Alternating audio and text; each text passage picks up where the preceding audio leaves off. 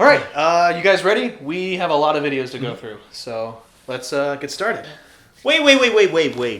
What? Aren't we just doing one of those lame reaction type videos? No, Sketch. You see, professionals use the term director commentary. Wait, what's the difference? The difference is that we made the content that we're reacting to. Oh, and that makes it cool somehow. Yeah.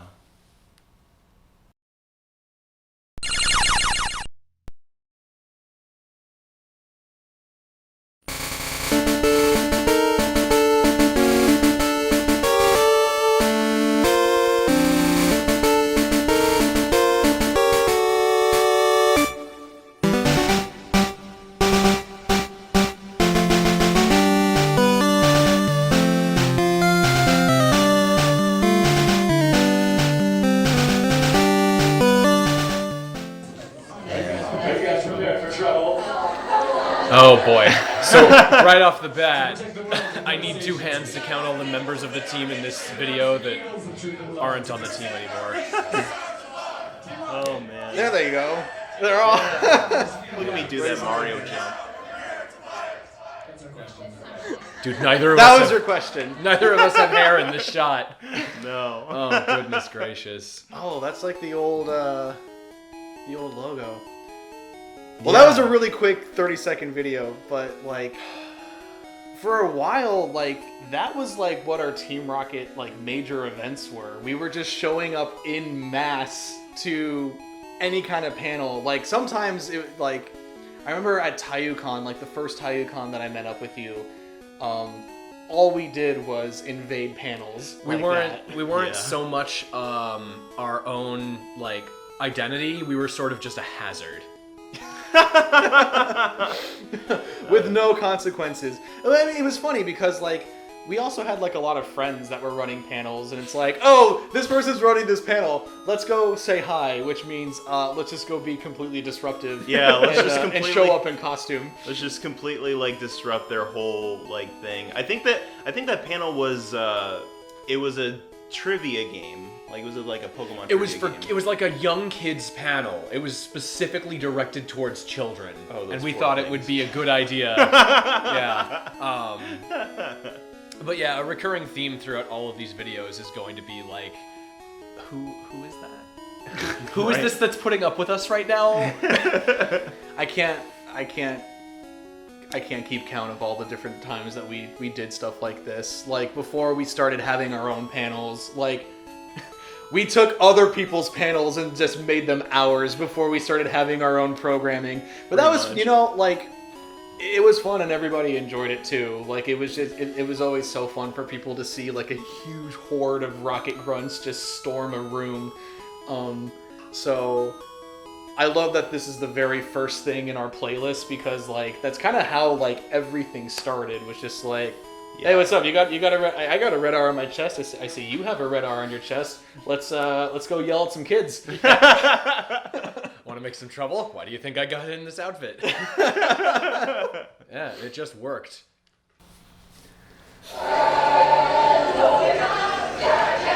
Oh wow. Phoenix Comic Con. This is 2014, I think. It's 2014. Was this right after our first big training camp panel? that It we must ever have did? been. We were definitely riding that high. Me in particular. Like, look at me on the end there. You are so animated. Look at all of Space's hair. Yeah. Yeah. Yeah, you may think that's one of us over there on the end, but it's neither of us. We both have no hair right now. Yeah. There's us. Oh, Yeah. Sketch, look at you. Look at my tiny hair. My very short hat wearing head. And I think at that point we're both wearing the small size rocket caps that we had to take off every 5 seconds because they constrained our heads. Yeah. What am I doing with my leg? I think I was like doing like, I don't know. Or like going in and out. Just everybody's slowly realizing that we're linking arms only for that to completely dissolve. Is that Comet in the hoodie? That's in the hoodie? Next to Pseudonym. Oh yeah, that's Comet, yeah. So that whole like end of the team over there on the left, only Assault remains, the one in the white boots. I think everybody else is sort of like dissolved from the team. That's okay. Comet's having a grand old time. Magic was actually in uniform at one of the more recent conventions. I've always admired her commitment to using the Burger King Pokeball, the right attachment for her belt. And actually, that's not even a belt. She's so tiny. That's like a headband. It's like an elastic hairband. Oh wow! Because she could never get a belt that fit. Oh God! Everybody doing It's the the air guitar. full version. Yeah, Yeah. well, you can hear toward the beginning of the second verse, we're all sort of like getting our bearings, like not 100% certain. Oh, that's Pally. Oh. I didn't even realize. Yeah, and he's got Peanut butter. Swaggy in his pocket Yeah. with the ladder shades, which was originally a cosplay by Agent Space because he found a pair of big yellow sweatpants, so he was just a scrafty. Let's go, Pikachu. I love the Eevee and Pikachu that have been rocking out the whole time. Right? Yeah. I guarantee you, we have no idea who those people are. Do you recognize them? I don't think I do.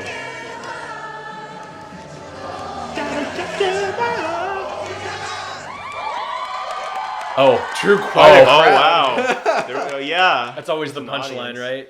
That convention really was the advent of the team truly taking off. Like, we had never been bigger, and I wish we had filmed the training camp panel because to this date, I think that's one of the most successful training camp panels that the team has ever done. Yeah. We had such a huge ballroom to ourselves for it, and it was packed, and like everyone was so responsive, lots of laughter, like high engagement. And then yeah, like we were just riding that high. That I think we must have been like 12 feet away from the ballroom that we just had the panel in, and we just found this pocket of people and we just started singing. Well, so how that day went down was we had 3 panels. It was our first time doing 3 panels and our second time ever doing panels.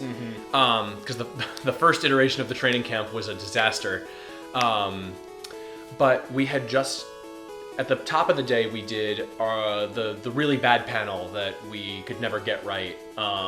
Pokestar Squares? Yeah. The really bad idea that has never worked. Oh, And then I was super demoralized after that.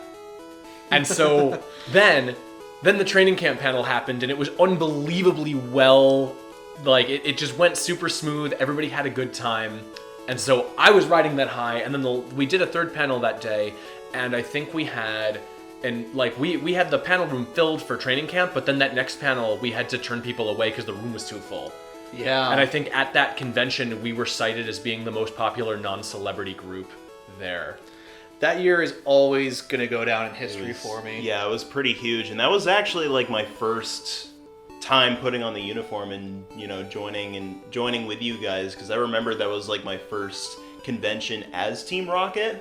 I had been trying to drag you along, and that was the first time where the stars had aligned, so That's to true. speak. Yeah, because I joined technically like the year before that, but I didn't get my uniform together until this convention, and I just remember having like an amazing time with all of you guys, and especially like with PB and Jam. They really put all that together with that whole. We had our panel. I remember it started out with the with like the slideshow, or it started out with that clip where Red would be going into the Team Rocket base, and then they'd be surrounded by Team Rocket, and then it would cut to like the theme song of our panel, which we'll probably get into in a later video. Oh, I forgot we had a different intro for so long. We did. PB yeah. and Jam were the hosts of it. They would go back and forth, and they had this whole script that they would read from, and it was airtight. I remember it was full of jokes, and Very fast-witted. Yeah, so on these, we'll see more of PB and Jam up close to put some faces to these names. Yeah. But 2 people who really helped a lot early on in the team. What would happen for sale? I didn't know I was being filmed. Yeah, I don't think any of us did. Or we would have tried a little harder. Anyway, boss, so about the guy who may or may not be Oh my god. Oh, this was the improv game. Yeah. It was some sort of like, so you think you can improv, and we were like, yeah, we do. Of course we think we can improv. Oh my No, god. sorry, I meant nothing. So I don't remember what my entire prompt was, but I was trying to swim, and that gal just like was not. She wasn't riffing with me at all, and so like space wasn't even part of it. I think he just brought himself up because he saw that like. Yeah, and I come on too. We all just kind of we realized that it would be better if we took control of this panel. You're high on coughing gas or something. You really missed out hanging out with Coffin, you know, that the gas is really cool. You alright? You almost OD'd that time, that was close. I think this is a really good early example of our ability to just We love you. You have riff on each other and just Come here. keep the jokes coming. Jazz, we all love you. We all love you. You changed when you started doing the coughing gas, man. You're trying to swim on a carpet, dude. No, it's not water. It's not water.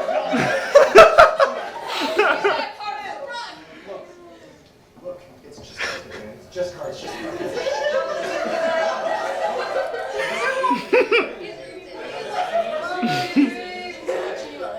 We were all so good. Like we were all able to immediately get on the same page and just Yeah. Space really was such a driving force with the team. He was the first rule of improv: never say no.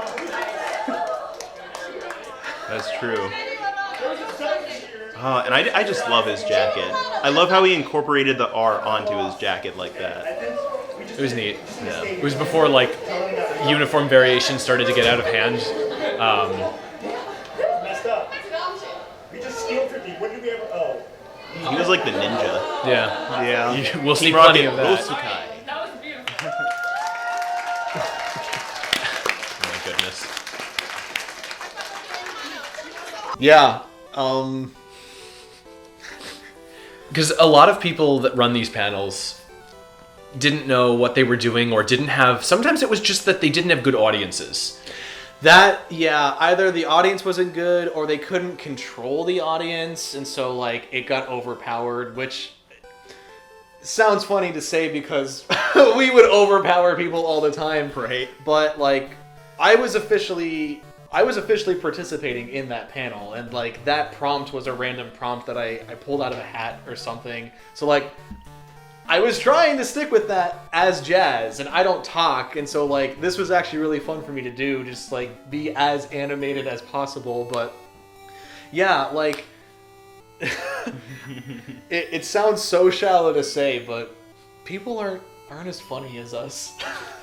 We rescued, not to then sound super pompous, but we rescued a lot of panels. Yeah. And we got thanked for rescuing a lot of those panels, to be fair. I'm only saying that because I had the validation from the panelists. But if we had $1 for every time that we came into a panel room and like it either didn't have enough people and we were an entire fill-in, an entire side of the board for cosplay chess, or the several times panelists hadn't shown up and we walked into a room and it was just We our just panel sit on now. their table and it was ours, yeah.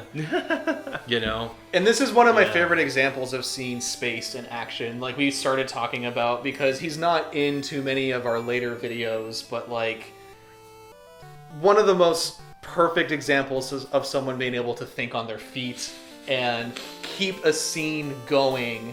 And like I was able to just follow up on that, and then he called you over, and like none of us knew what was gonna happen next, but like we all just like were in perfect harmony. We were the ultimate clickbait video. You won't believe what happens next. Yeah. And neither will we. Playing Pokemon. I just wanna play my DS. Gonna train a Diglett and Cubone. Be my rivals, Magnezone. Who sings this song originally? This is Bruno Mars. Oh, yeah. Which is funny because it's the name. There's two characters in Pokemon named Bruno and Mars. We never did anything with that, but it's there. Tell me I can't. No, is my folks say time that I turned off my game. Say I'm in a battle and I just can't save. For the last time, Pops, they're not called Pokemans. Oh, yes, I caught it, needle red. Today I just feel like playing Pokemon. I just wanna play my DS. Gonna train Pokemon to be my rival's Magnezone. Cause today I swear I'm just playing Pokemon. Just Pokemon. Is this the whole song? It's the whole thing. Oh Yeah. boy. There you go, boss. Yeah, getting into it. Deck's getting down. There's chalk. And Yeah, behind right. me. Yeah, man. And there's keys in his. His Soul Eater cosplay hybrid thing. Yeah. Several of us had to pull double duty with other cosplay groups, so that was his compromise. And that guy on the end there, not the rocket on the end there on the far right, that's Agent Deck. He's actually my oldest friend amongst all of these people. I met him in middle school and dragged him into this. And to his credit, you know, he participated for as long as he did without really a whole lot of direction. And eventually, you know, you got Space and Chalk and Keys and Deck, all people who just sort of, you know, left the team for a variety of Oh, hey, reasons. there I am. There you are. I showing up. seriously, Yeah. No, and I don't remember being in this video. You and several others were at something else. Yeah. I know exactly where I was at during this, and I'm not gonna get into it. Yeah, for sure. But yeah, you know, a lot of Team Rocket was spent without. Yeah, so here's the whole rest of the team that was at the con. But a lot of the team was without direction. You know, we were an improv group, and so when we started to get big, not everybody was that upfront, forward type of person. And while we were a fun group to hang around with, I think, you know, a lot of the people who left, it was fairly understandable. It just wasn't, you know, their thing anymore. So how did that song come to fruition? We have a lot of song parodies in the Team Rocket AZ music library, but like, is it as simple as like you're hanging out in a bedroom and ideas form? Or So I know I wrote that one. Yeah. But I don't at all remember why specifically. I think actually I was inspired by the music video, and we never got to do one. But I wanted to do a music video like that song's video. And I wound up, because there's stories for a lot of the creation of our song parodies. Some of them were like this. One of the other songs we're going to be showing in here was actually suggested to me by a coworker, and then I gave the duty to Sketch to write it, because he was more of the expert on that genre. But Lazy Song, I straight up don't remember why I went and used this random Bruno Mars song that nobody, like, it wasn't even one of his big hits. Well, I feel like it must have been the big hit at the time. I want to say that like when the song came out, it was pretty popular. So I feel like that song connected a lot of people. I think that was one of the Team Rocket parodies that we had that really reached out to a lot of people. I mean, if the audience that we had in that video was pretty talented. I'm sorry. Oh, you're good. Yeah. Oh my god. Yep, the audience that we had was pretty several noises from Jazz's mouth. Yep, I was your poster child. Well, speaking of song parodies, our next one needs no introduction. Truly the magnum opus of the Team Rocket Symphony. 3, 2, 1, action!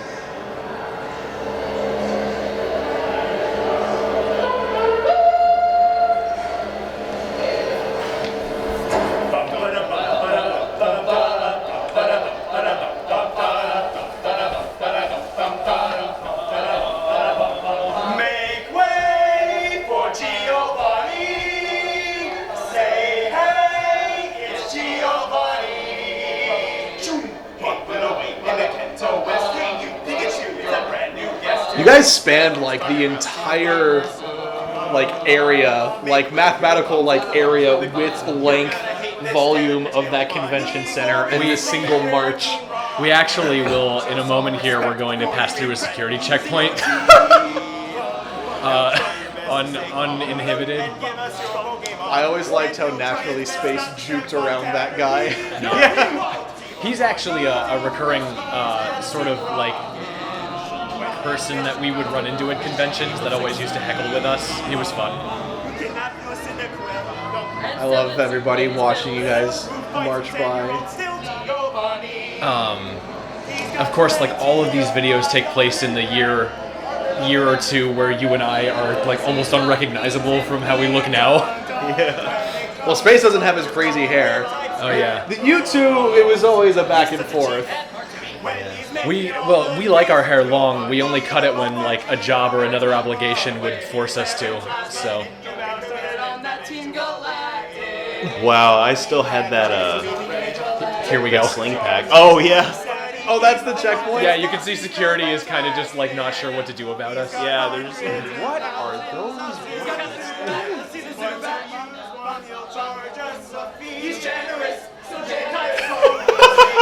Good comedic timing with the jump up there. Squeezing through this.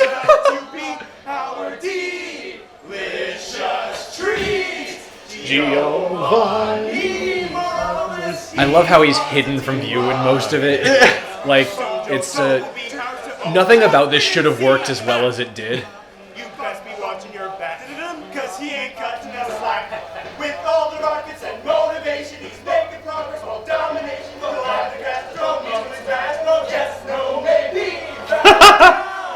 The little Easter egg that eventually came true. That's me. Pen so incredibly tall. Team Rocket! Team Rocket! Team Rocket! Team Rocket!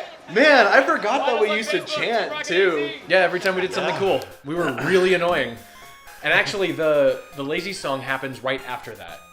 Okay, I got mixed up with the chronology. It doesn't matter. That's okay. Yeah, so I want to quickly. First of all, Yeah, bow down no to need. masterfully done No with need. those lyrics. I honestly wouldn't have had the idea if it wasn't for Patio's coworker bringing it up. I mean, should I even mention his name on the thing? Oh, it'll be shout out to Errol. Shout Errol, who had been, you know where we know him from. Yeah,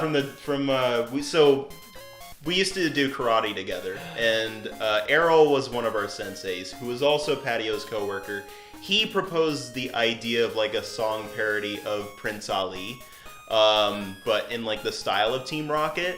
And so I eventually took that idea and just kind of ran with it and kind of like played with some song lyrics here and there to kind of make it, Team Rocket themed and stuff like that. And so I remember going to your apartment one day and just singing the whole thing, and you were just like... No, I was on vacation. Oh, that's... And for some reason, everyone was at my apartment anyway. No, I know That was you a were regular there. thing. No, I wasn't. I was. Me and Magic were explicitly not there because Deck was there and he was I guess Hidden was over or something. It was some convoluted like everybody but me was at my apartment. I see. And I had to hear the song later because I got news when I was out. It was like, dude, you'll never believe Sketch's Giovanni song. It's amazing. So, I mean, but either way, like, Patio ended up hearing about it, and I was actually practicing the song with Space and Deck. I think that was like during the time when you were on vacation, or like when you were away. We were Space and Deck. We were practicing it in like the apartment gym room. So like we could all like get those parts together. Yeah, because your coordination and all of that is really very good. I mean, everybody was all pulled together for that, and I think we actually spent some time rehearsing before it. A little bit. I think that at that con, like everybody who isn't in the first like row or two, we gathered them and just gave them a brief little, all right, you do a bump, ba da bump, ba da bump, ba da bump, Yeah. and everybody was just like kind of, we had just enough people that it was like an orchestra. It doesn't matter if the trombonist is like, oh god, I have no idea what I'm doing because there's 8 other trombonists. Right. It was a parade through a convention. So like other than that coordination that we had, it was still pretty formless, but it was still pretty seamless. And like, you know, also shout out to, you know, Agent Snap for recording the video and like also coordinating with how like the parade was even gonna go, because like, And you can see Snap in the end of the video, but he's not in the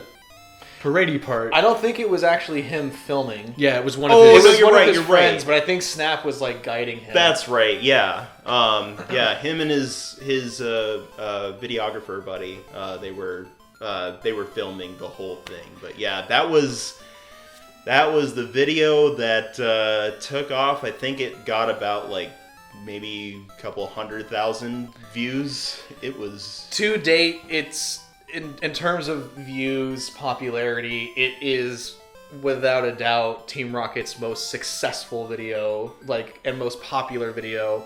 And I'll never forget, so I used to run, there was a Team Rocket Tumblr page that's not around anymore, but as soon as Snap uploaded the YouTube video, shared it in the Facebook group, we were like, oh, this is awesome! I was just like, I gotta blast this, like, I gotta get this out everywhere as much as I can. And I posted it onto Tumblr, and I added some tags. I was just like, Disney, Aladdin, Pokemon, Team Rocket. And like, it's not like our Tumblr was ever really popular. Like, we didn't have like a ton of followers, and we weren't getting like asks or whatever, but I was like, well, it's there, we're gonna have our representation in there. And I posted it, and I went to sleep that night, and the next day I checked in on it, and I was blasted with notifications, and it was an overnight success. Thousands of notes on Tumblr, and like, it just caught like fire. I can't, truly an overnight success. It immediately took off. I think it also got posted on like an Irish gaming, like an independent Irish gaming website. Really? Yeah. It made it. I think it was Oh. it was a Scottish online gaming magazine, and I think the song made it to Japan too. Oh wow. Whoa, I didn't know that. I think it also made it to. I remember now. It also made it to Reddit as well, because it ended up on R Cringe. Of course it did. Like, I didn't know how I wanted to introduce that, but like, No, that's it. yeah. So I saw the comments. I got a good laugh out of it. I mean, yeah, it's not the most professional thing that we've done, but also we just had a lot of fun with it, so I don't really care. How long did it take you to write those lyrics? Because I mean, like, honestly, like, if you watch the video, like, in the video description, all the lyrics are there, and like, I think they're really clever, and there's a lot that you had to work in to like match the syllables and the timing. Like, how long did that take you? I want to say it took me around a month, because like I want to say like some between 2 weeks to a month it might have taken me, because I was like, you know, it was one of those things where like I don't usually write song parodies, but like the weird thing about I guess writing is just like letting it all come to you when it happens. So it wasn't something that I was, you know, meeting a deadline for. It was just kind of something like, you know, if it comes to me, it comes to me. And so like, this was when I was like still working at Safeway as a courtesy clerk. When I would bring in groceries, or like when I would bring in carts into the stations, I would like do my job, but it would also give my head some space to think, okay, this song lyric sounds good right here. Something about Pikachu, like Kanto West. I think that we could put something there, like, you know, because it wasn't something that I was like locked down, like trying to figure out. It was just something that like it came to me as I was writing it, and it took like about like I said, 2 weeks to a month.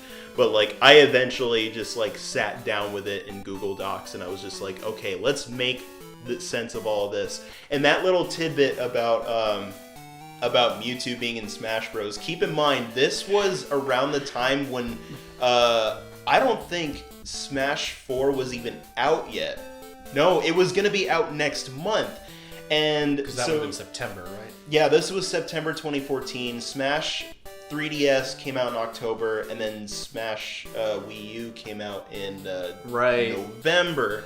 So that little bit about we'll have the cash to throw Mewtwo in Smash Bros. Yes, no, maybe was just kind of like a silly little thing I wanted to throw in because, like, dude, what if Mewtwo was actually brought back? And then you had to change the lyrics. And then Mewtwo was brought back, so I had to change the lyrics to Now he'll be DLC. Now he'll be DLC.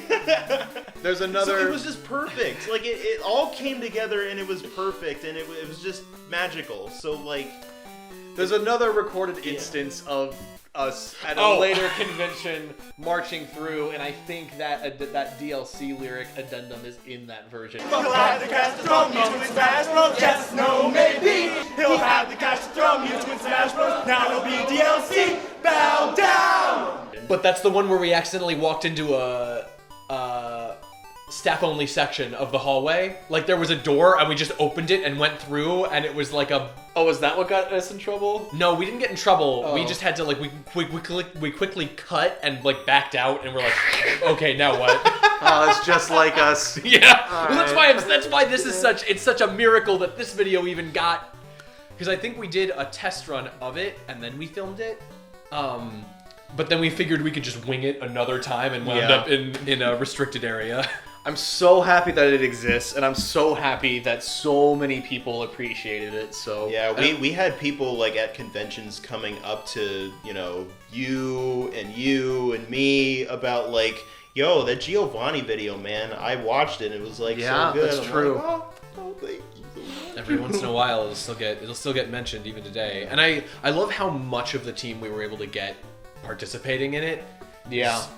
It was such a last minute, like, okay, everybody, real quick, huddle. All right, fingers crossed. It was good. All came together. Yeah. It all came together. Sorry, Loxton. It all came together for us. Thanks again, Errol. Love you.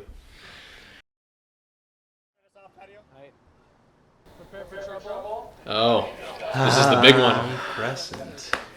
This is my baby. It's my child. So you did this for a class? This was for a video project. I was still in college, up in Flagstaff, and I had to make a short documentary. And we were going down to Tucson Comic-Con anyway, and I was like, let's make this the video. I'm the de facto head of the team. Some things never change. Oi. Getting people's attention. Yeah, I mean, I've been the one pretty much all of this, unless it's like archival stuff. This was all coverage of Tucson Comic-Con. And just you sharing the story of what Team Rocket is and who we are. Also, fun fact, I totally passed this off to my class and my teacher that I wasn't part of Team Rocket. I was just like, oh, I know what my project is. I'm going to be covering this group.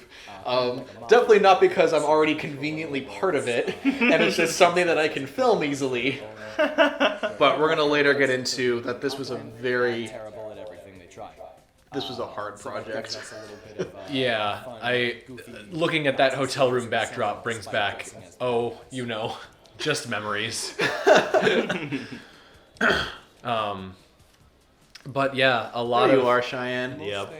a lot of it was like easy candid footage to just grab at the con, which was cool. But We all have our 3DSs. Anybody who has the current Pokemon Oh. has it on them at all times at conventions to battle other people who also Life was so much simpler when all we knew was the 3DS. yeah, right. But see, there is some footage from other. I thought we had some footage from other conventions in this. Yeah. I just saw this. Put something else on. Oh my god. I hate this channel. Our other really big song that we loved to sing to people. Oh wow. Sprinkles Kratos beard. Yeah, right. Boss just. That was so artfully done. How he just inches away. into the shot. The team started more or less as 5 of us in the One of the 17 Elsas that we've accosted with. people dressed as Team Rocket, and people were interested in doing something bigger together. People were interested in getting organized. So at almost every convention, we've picked up new people. We started setting up. From a distance, strings and scarf are interchangeable. Oh, goodness. Oh, I miss Scarf. He, last I heard, he was trying to become a big YouTuber, so. Oh, that's right. Yeah. Wish him well. And we certainly do. Is that like too loud? Okay, sounds good. Tucson Comic-Con, we had our 3rd installment of our Team Rocket. And there's Loitering, who was always came in clutch. Like he seemed like this really random, quiet dude, and he just knew like every technological problem we were having. He was just like, oh, hold on. This panel was at 9 o'clock in the morning on the very first day, which I think must have been Friday. And So that was our panel that we ran for the first. every now and then we get little kids, but like that panel was almost exclusively small children and their parents. And soliciting. And oh yeah, That's true, where we got yeah. Agent Soliciting. To benefit a local children's. See, this was cool too. This is our first time having a booth with activities and Yeah, entirely set up by the Tucson crew. Nice little place to get acquainted with the And that was another big step forward for us, becoming less of a nuisance and more of a part of the conventions, right? yeah. TCC, Tucson Comic Con, they were like our biggest fans. They Some people use you know, escapism, really helped in but a convention is really a place for getting us like, or I get, yeah, exercise our imagination. just getting us out there as far as like being a part of this like huge convention. Yeah, it was what we needed to sort of. Try that and see where the difference is. I love that shot. She looks so uncomfortable. I love that shot. We Well, it like was to always so to fun let them know when people wanted to get their pictures with us. community is Yeah. strong and united and basically Like that little pseudonym does like a little like tosses and catches his ball after the Yeah. picture's done. It's just cute. Everybody Yeah. kind of disperses. Boss is such a fun. Yeah. You can always count on him to ham it up when he's Right. on stage. Yeah. Which He was kills it. yeah. I mean, he killed it in the Giovanni video too. There. Jazz is in it. Oh, Yeah, and they're in the red uniform. They're soliciting who we had picked up that morning. Oh, is this the performance where we were stomping so hard that pictures fell off the wall in other Yes. places in the convention center? yes. Do we have footage of that whole performance? to challenge us to a battle. We might. That'd be cool to have. Yeah. I know we have so much like misplaced footage over the years. Like, going through our whole playlist of videos, like... this is my baby. This is my first major video that I ever made with the team. I had been with the team for a while already, but I was always bouncing around from back and forth with different friend groups at conventions. I wasn't 100% of the time doing team stuff with the team, but like after that huge successful Phoenix Comic-Con in 2014, I was just like, man, I'm like full-time Team Rocket. And so how perfect was it that I had a video project due for college and we were all going down to Tucson Comic-Con with tons of panels lined up and we had our booth and like we were at our biggest yet. But like, guys, I can't overstate how brutal of a weekend that was. So, You have several times overstated. well, cool. Let me repeat myself for the people at home. Oh, you want to get into it? Okay. All right, let's do it. I did not sleep the night before. And then we all had to wake up extremely early because we were leaving from the valley going down to Tucson. And our very first panel was at 9 a.m. Friday morning. Is this also the one where Scarf at the last minute almost didn't come? I don't know about that, but this is the one where I had to pick up Pseudonym on the way down, who insisted to me that he wasn't very, like, out of the way. Totally was. I'm sorry, Pseudonym, but you took forever to get to as we were rushing down to Tucson. It was one of the And, biggest like- talking points. And so, like, Phone hosted that panel, and she had like nothing prepped. I remember as we're driving, like we're going down the I-10, and she has like her notebook, and she's like writing out things to say to be like the MC. Yeah, but like I got very little sleep, and like I was just running around filming everything. And so at the end there, when you guys are all doing that huge performance on stage singing the Giovanni song, I was at the hotel room passed out. I didn't wake up until like 6:30 later that night when you guys had already done that, and I was just like, hey, so what's up? Where's everybody at? I'm finally awake after not sleeping for like 36 hours. But it was such a I'm so happy with how this video turned out. And the biggest form of flattery that I received was once this was done and I shared it with everybody in the team and we posted it on our social media, the official Tucson Comic-Con Facebook page also shared the video in full, like thanking everybody for another wonderful year at the convention, great turnout. And then, like, not just referencing us specifically or directly, but attached to that post was the whole video that I had made, and it was just such a huge honor. Yeah. And so I think our videos in a lot of ways just got better, but like I don't know, it's my baby and I'm always gonna love it. It remains to be to this day a staple of our, like, whenever we talk about the team, whenever somebody's like, oh, what's Team Rocket about, I always just send them this.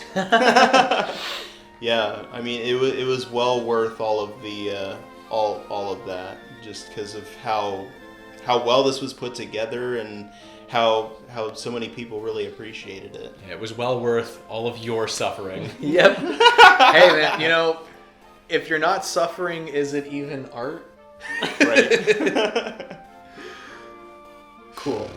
I'm gonna jump ahead here. Yeah, before I ask stupid questions. Oh, wait. Oh yeah. Okay, hold on. Oh, there's a Marvel after credits scene. This may be the last time we see space in this video. Yeah. Hold on.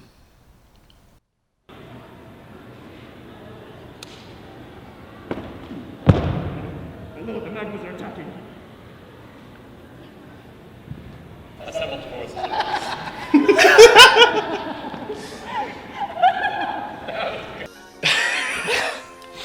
I love space. I mean, what can be said? If there is an open clearing, he will flip all over it. He's in like a Phoenix Comic-Con magazine where he's like sideways in the air doing a thing in his rocket outfit. Oh, In like iteration 1 where it's a t-shirt and he just has like a bandana on his head and he's in jeans. Wow. Yeah, it's from like our very first Phoenix Comic-Con where it was actually just me and him for most of it. And he was just doing a bunch of his tricking and parkour stuff. Holy. thanks for being our go-to acrobat. Right. Space. A real cat burglar. He actually later went on to train me and you at a parking garage, a concrete parking garage, where we were throwing ourselves off of, whatever. And then that you know how that whole thing evolves. Right. Because that eventually turned into the regular working out at the park. Just to mention real quick, there was a point in time around this era where there were like 11 of us from the team all living within the same like 2 neighboring apartment complexes. Mm-hmm.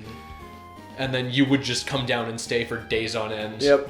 So it was pretty much a non-stop party. It was a real community. It was... Definitely was. He took us to boot camp. Yeah. Yeah, but... Yeah, it was always a treat being able to come down and hang out with you guys, because I was still up in Flagstaff. But then there was an instance where you guys came up to visit me. Do we have footage of that by any chance? I don't know, let me check. Let's find out. Oh yeah. Happy holidays, everybody, from Team Rocket AZ. Somebody thought it would be a great idea to come up to Flagstaff in the winter. I hate you, Sprinkles! Yeah, it's cold. Apparently Jazz lives up here, so he's used to it. Look at that smug expression on his face. I always does anybody that have line anything shouldn't like to make me say? laugh, but it still I does. am so cold that I'm shivering.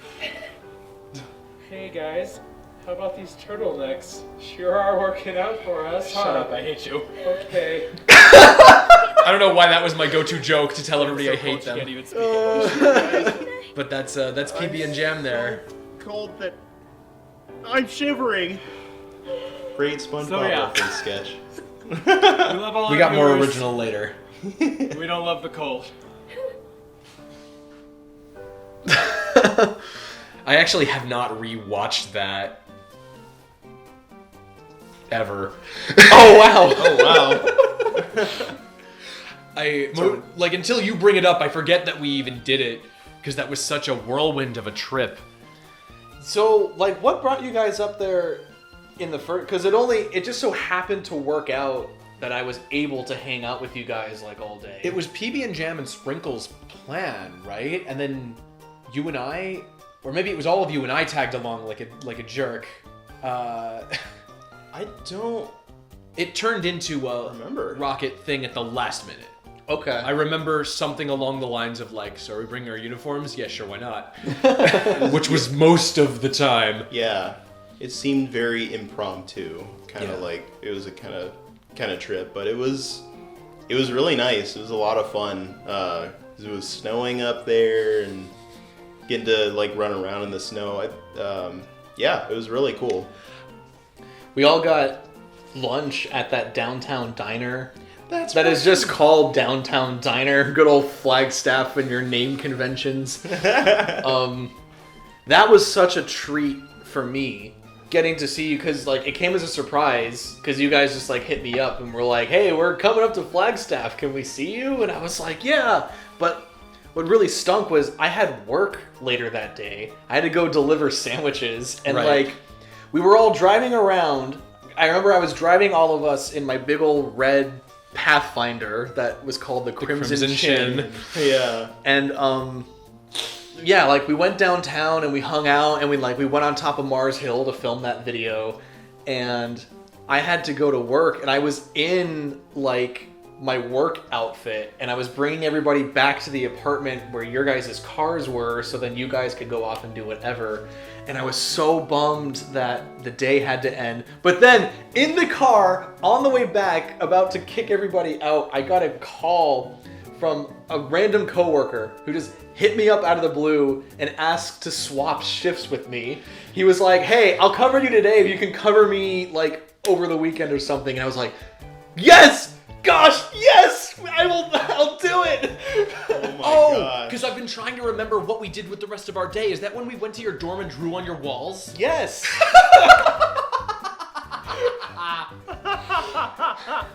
So Wow. that was just a really magical day where we all just got to hang out and yeah, so like PB and Jam in their active years, like those were the two people responsible for hosting like our big first successful training camp panel. They did such a good job with it. If you look closely in the background between the trees, Sprinkles was also up there. He's in one of the shots? Yeah, you can see him walking around. When we were filming that, he was like, all right, see you guys. I'm just going to walk around in the woods. If you look closely, you can see him. Oh. That's why you were calling out to him, because that's where he was. Well, I knew that's where he was. I didn't know we actually got him on film. Oh, yeah. It's definitive proof that he was up there with us, too. I don't think he brought his uniform or whatever. But Right.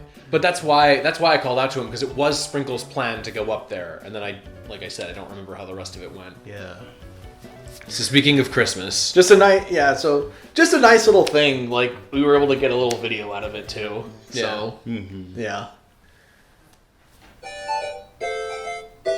oh, and then here's where I should talk about the apartment. Our first major motion picture. Filmed in Scenic Patio's living room. I'd like Yeah. to thank you all again for coming to our annual Team Rocket. Released worldwide on YouTube. Close out this year, like every year. It took so many takes to get this opening shot right. I was laying down on the table with my Pico dolly. Every year. Like pulling it back. Every year, we have to remind you again why it's impossible. Okay, but what if this time... Oh, all of those mugs that Galley made for all of us. Yeah. Mine unfortunately came off in the dishwasher. Oh. I don't know where Well, any of ours are. This changes nothing. Yeah, I think I still have mine, but like all of all the lettering faded off through the washing machine. Sorry, Galley.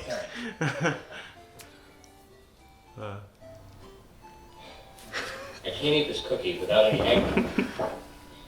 Where's Sketch with the eggnog?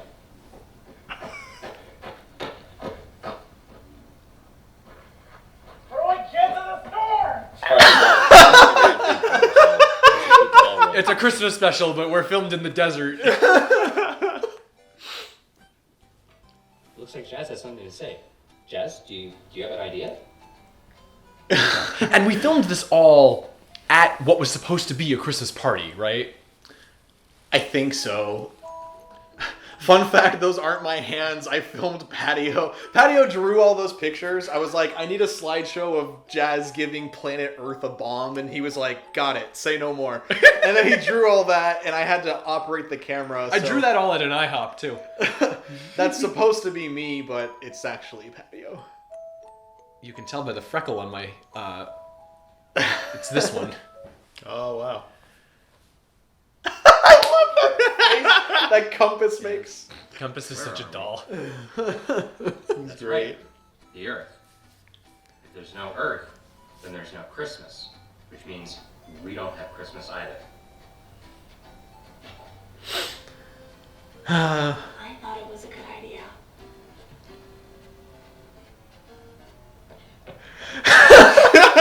There we go. Sketch, you're the best B plot. Again, Okay, like, I have an idea. how all this managed What to come if together we is took over a miracle. a printing factory, made our own Team Rocket calendars without Christmas on them, and then we sneak into everyone's We were house supposed to have in the a world whole and switch their calendars out sequence our for calendar. this, but Then this was one of the no one last will know things what we ended up Christmas filming, is. and it was so late, and everybody was so tired, and we were like, forget it. That's my old PT Cruiser, by the way. The Prepare for Trouble Cruiser! And Space is actually in the trunk right now in right this now. scene. I don't know why. We were like, Space, get out of the shot. Where did y'all get that newspaper? We don't know. I found it. I had to have found it on the ground. You're probably right. Call that one a maybe. Let's put it in the maybe pile.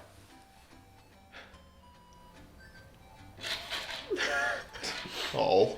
We really got a lot of mileage out of that substitute doll. That's a good gag that we. I got it. It's perfect. We disguise ourselves as a South.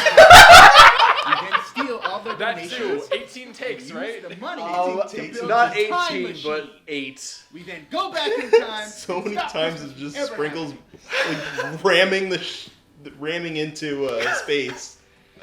I love the blatant recycling of a prop. Yeah. We put a lot of effort into being low effort. Guys! There's no more eggnog. And Christmas was 5 days ago. Dang, Sketch, wash your face, please. I was just gonna say that the way I said "you guys" is very like Eric Cartman. Yeah. That was intentional. We also had to redo that final shot because everybody kept laughing whenever Boss slammed his head into the table. Yeah, and we were he starting was- to get worried about him. No, he was really starting to hurt himself because of how many times we had to get that take of him. So if you look, Keys and Magic are like covering their mouths for the whole shot to keep from smiling. Yeah, some of those shots he like straight up ragdolls like Woody. When Sprinkles just like runs into him, just like tackles him like a Poor Space, football right? player. Yeah. We got so many injuries in the shooting of this. This video was really a testament to, like, this video really kicked off what everything else would become. Yeah. Like, this was a scripted skit that had a lot of planning. We still rushed everything. Like, like the whole scene in your apartment was all one night, and like the night started to drag, and actually I think it was all in the same day. Like space getting tackled by sprinkles was just earlier that day when it was just light out. It was like, all right, guys, we have like 5 hours till the Christmas party. Let's get all this filming done, and then we have the Christmas party, and we're like, we can just finish it at the Christmas party. Yeah. And then it took all night. So at that time, that was when Agent Galley was living literally across the apartment from me. Like, you open my door, there's her door, and she was like going back and making snacks and bringing stuff to, you know. Yeah. It was a long night. I really can't thank everybody enough, all these people listed here, for putting up with the production of this Christmas special. I like to think it was worth it, but I suffered probably the least, aside from having to clean my apartment after. No, it was totally worth it because, like, I think, like, for me, so, like, I filmed all this and I edited all of it, and, like, I wrote, like, half of it. Like, a lot. If an idea wasn't from me, it was from you, maybe you. Like, sometimes every now and then people would just chime in with little tidbits, and we're like, cool, let's use that. But, like, for me, after realizing the vision and it all came together after Christmas, right? Which I knew. So, like, that's the other thing. It was taking I knew we weren't going to get it out in time, which was not the plan. We all wanted to have this out on Christmas or maybe Christmas Eve, but like with like family stuff and break stuff, and then like coming back to college and being able to edit all of it, I just knew it was going to have to come out after Christmas, and I realized that while we were filming it. So we ended up, the ultimate punchline, how the whole thing comes together and ends with us realizing Christmas was 5 days ago. That's a contingency plan that I literally had to bake into the video to save my own butt for getting this out after Christmas. We turned it into a joke and it worked. It worked. It was real time. Again, like we were the least. You were the only one with any kind of like professional knowledge in any regard. We're both just like amateur people who like acting. Yeah. You got far more education after the fact, but at the time we were just like amateur improv doofuses. And again, can't believe how it all came together. It was so worth it though for me. And so what I was gonna say, after this video, it was a grind and it came out late, but it worked out in the end. For me, I was like, I don't want this to stop. I think like the To the Stars short film was like a true like artistically challenged or artistically charged thing that I had to do for school. But we did this for fun, and I was so happy with how it turned out, and I was just like, let's keep this coming. And so like for a while you go to my YouTube channel and all it was Team Rocket videos, and of which we're about to see. We took any opportunity we could. Prepare for trouble and make it double. To protect the world from devastation. To unite all peoples within our nation. To denounce the evils of truth. Why did we have compass in the back? The stars above. And we're here with James. Team Rocket, blast off at the speed of light. Surrender now. Prepare to fight. Fight. So good. That was so cool. So story about that is that this was during TileCon 2015. Eric Stuart was a guest, and like, you know, of course, as Team Rocket, we wanted to take this opportunity to like shoot this video with him. And I think after that, I think this was later in the convention. It was later that evening. Later that evening? Well, we started off going to his panel, then he asked us to follow him down to do that photo shoot and video. Right. Yeah, and then he asked us? Yeah, he asked us. I don't remember that. He was like, That's he literally, so cool. he got up and he said, Team Rocket with me, and we marched down to his booth with him. That's so cool. Yeah. And then I think it was the last day of the con that the big story happened. So the big story was we were taking a picture in this tiny little like small conference room. Which we had just commandeered. We weren't supposed to be there. Yeah. I mean, we were all kind of just chilling out, because there wasn't space to sit outside in the halls. Like, we were all kind of taking a break, and we just found this big dining, this big conference room. We had stepped up from invading panel rooms to invading actual facilities at the convention center. Right. Yeah. So we were just kind of chilling out, and then it was Hooligan who comes through the door, who was just like, hey, look who I came across. And sure enough, it was Eric Stuart, and he was just down to Eric Stuart was so cool to work with. He's a real class act. Absolutely, yeah. I think there was some nerves. When he brought him in, I was like, does Eric wanna, are we being overbearing? Right. There's a lot of us here, and we just wanted to take this cool picture with him, and Snap did such an incredible job. He was the PR guy. Taking that picture, cleaning it up. Here's the picture. And I just, So before that, we were gonna do the Last Supper shot anyway with the boss. Yeah. Right. And Eric Stuart comes in, and you're like, oh, Mr. Stewart, we were just about to do a photo shoot. We were doing the Last Supper. Do you want to be Jesus? And he goes, I'd love to. I'm Jewish. Oh, no, I think it was are you sure you want to do this type of scene? Is this a Christian thing? Are you gonna be offended? And he was just like, I'm Jewish. It's fine. He was a lot of fun. Yeah, he was so much fun. Really nice guy. Eric Stuart, thank you so much. You're awesome. You're awesome to work with, and thank you for being part of this. It's us. Hello. We're gonna haunt you until. It was so funny because I don't think we ever got full of ourselves, but it was always flattering when people, as we were gaining traction, people were recognizing us, they were seeing our videos, and people were always coming to us for pictures and stuff, and so sometimes it felt like we were celebrities, but then Eric Stewart's hanging out in this room with us, and we're taking this giant epic posed picture, and we were all starstruck. Oh yeah. So it was just really... It was a humbling and crowning achievement that we got to get our picture taken with James of Team Rocket. Yeah.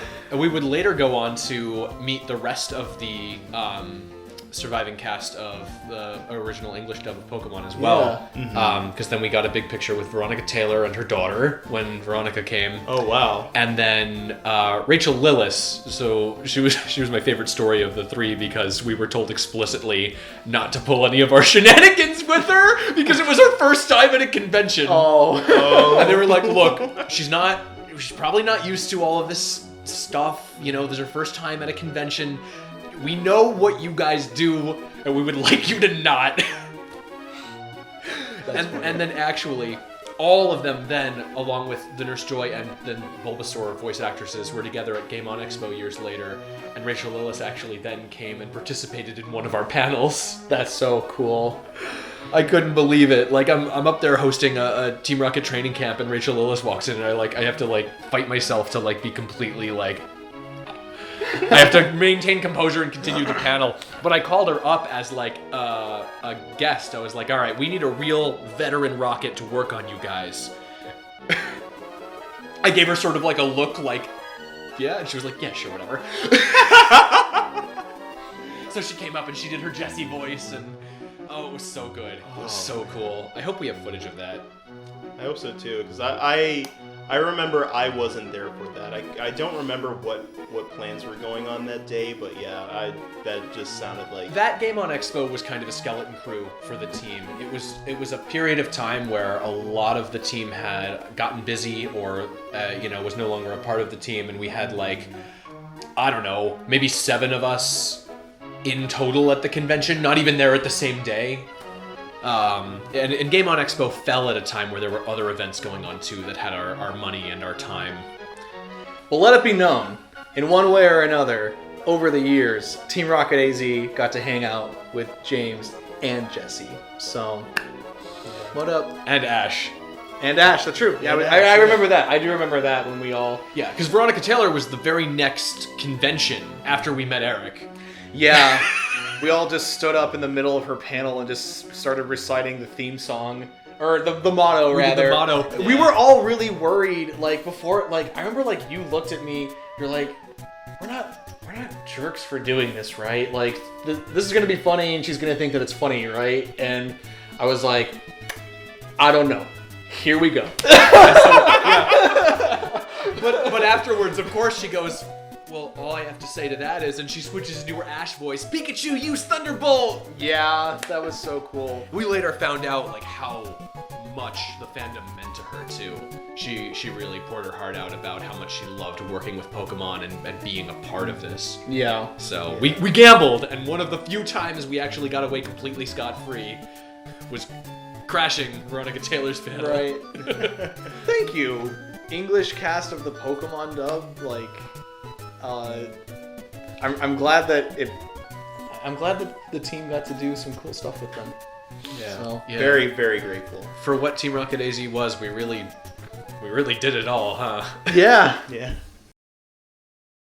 Rolling. Sketch heard there's free food. Take 2. No. Don't go till I say action. Great start. Us with our 0 experience. Me just trying to be a director. Now, did we reshoot this because No, it didn't make a noise, you can't tell, but I hit my hand really hard on the chair, and I got really hurt, and I was like, ow. Nice dexterity there. We're outlining the box because it's literally the exact same color as the wall for this scene. The sprinkles is This was not an artistic decision, this was literally a preventative measure. We're literally like in the back alley of the bashes. It's cool. Over there is Sketch.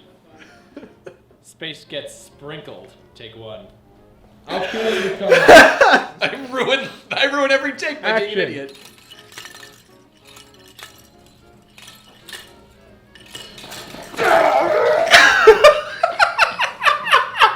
I forgot how much noise Action. there was.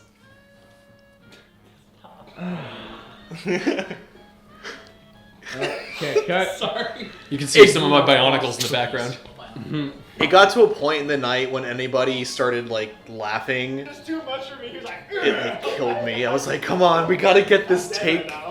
Stop thinking it's funny. Take 2. Take 3. Don't worry, guys, I was keeping track of the takes, even when the people with the markers weren't.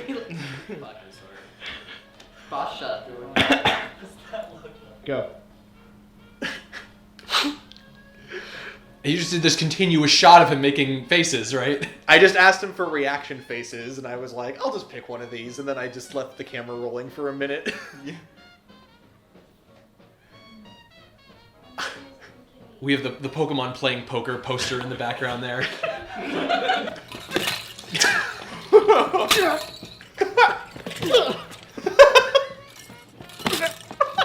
That's the one that we used. And switch their calendars out for our calendars. I can't believe And how many times. To his credit, space is very durable. Oh yeah, here's a deleted scene, I guess. Something that, Why didn't we use that? I don't know. I don't think it flowed very well. That was my issue. Speaking of not flowing very well, we couldn't figure out how to make this really dumb joke work.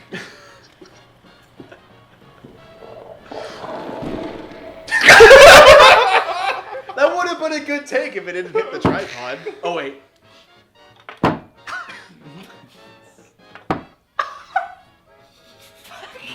I am filming right now. Oh.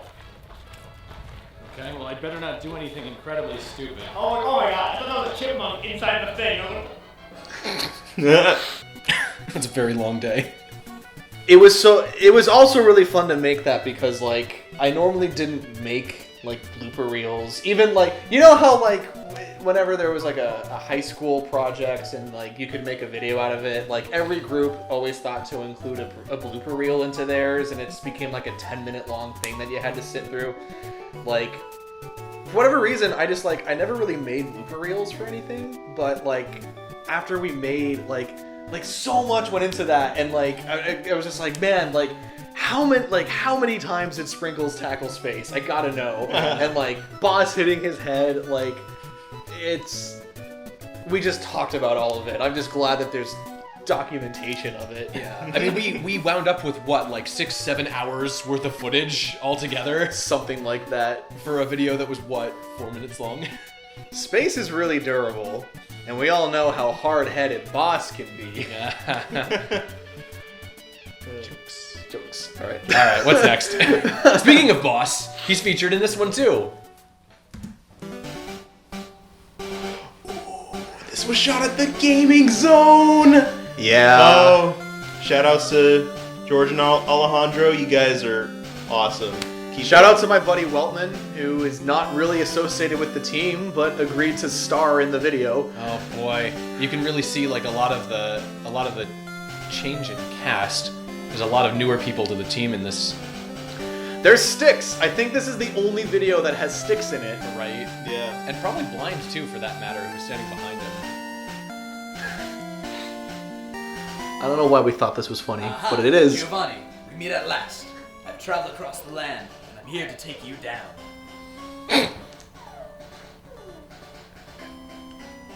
What? Okay, so if I remember correctly, the reasoning behind like why did you make it like that? Is that a joke? I think it was another contingency plan. So like we were filming that while the league was going on. So it was really noisy. It was really noisy, like none of the audio was good. And so Weltman and Boss came back to my house and it was like in the studio. And I almost felt like a professional because we had to do some like ADR, like After Effects stuff with voice work. And I was just like, it's gonna be way too hard to like actually sync up with their voice movements or with their lip movement to get actual like good audio. So I was like, let's just turn it into like a dumb like we're dubbing an old like kung fu movie or something, and then that just became the joke. It works. Yeah. Oh man, this was like 5 years ago. So this was like for the announcement of the Pokemon League, and those are still. I mean, I know things kind of changed with 2020, but like until then, like the league has still been going. Yeah, so it's online now. Okay. We're doing it sort of a test of how it works online. We actually did a full online tournament with participants who have been to the league in person before through Discord, and it worked pretty well. So we're moving forward with a full online season for the league. But before that, we had changed venues a couple of times. And had most recently been at a Bookman's in Mesa. It was nice being over. It's cool that it's at Bookman's now, or it was. A lot of fun I think memories. it will be again. I think we're still good for that. Cool. Fond memories of the gaming zone. Yeah. Yeah, like a bunch of people were there. I always forget that Sticks and Blind are in it. Like Sticks, Blind, and 2 are like all in the same shot, and they're 3 people that aren't normally like around each other. Right. Because then you get into like how many, just the sheer number of people who were on the team. Not everybody really knew each other at that point. It was a really, the Pokemon League events were a really cool thing because it was our next step into engaging a community outside of conventions. Like Team Rocket wasn't just active whenever there was a convention in town. So yeah, like we brought a lot of people in, made a lot of new friends. A lot of people ended up joining the team because they were coming to the league. Yeah, and it's maintained our most consistent thing, realistically, with how conventions can be. Sometimes we won't wind up getting panels at a certain con for some reason, and the league remains. So TRAZ Pokemon League is the Facebook group that you can check out, and then there's links to the Discord in there. So check it out. Yeah. Plug for the league. Shout Shout out to Agent Sleeves, who runs it now. Changed hands like 4 different times. And we'll see him later too. And we will. Wait, we will? He winds up in one of the videos? I guess we'll find out. It just I've been watching a lot of Pokemon contests lately, but I don't know if it actually participates in one. porch, balcony, porch. They're having like a real Balcony. conversation that people in the Pokemon universe Guys, at I'm home freaking would out. I haven't have. gotten Yeah. the boss for the 5-year anniversary yet. Oh. Remember when I ran my head into the couch doing that first dive? What am And I had gonna to do? recover. Don't worry, I have an idea. Yeah? We are going to get him a Pikachu. Oh yeah. Don't you guys think he already has one of those? Oh no. No, he'll love it. He'll love us. Wait, let's go now. Let's do it. It's so Don't abrupt. we need a plan? His mannerisms, the way he says it, so perfect. Hey! There he is. So, contests. Doesn't stop being funny. Yeah. And it's so nice seeing you and Porch together. I know. So that's Slide. That was You really think there's perfect. gonna be Pikachu out here? So Porch is actually the I'm man, the myth, the legend, There. the progenitor of Team Rocket AZ. Wait, we'll talk about that. All right.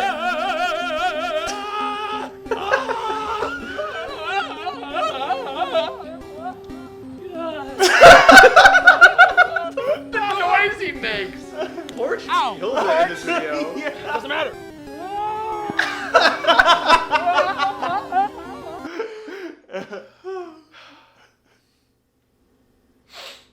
It's a daytimer. We call this set production. Yeah. Set design. It's just their apartment again from a different angle. Little something for the anniversary. We think you're really gonna like it. Oh wow, thank you. It's a Pikachu. I'll just put this over here with the rest of the gifts from the team. All right, we gotta get back to work on that big thing you wanted, but we'll catch you later.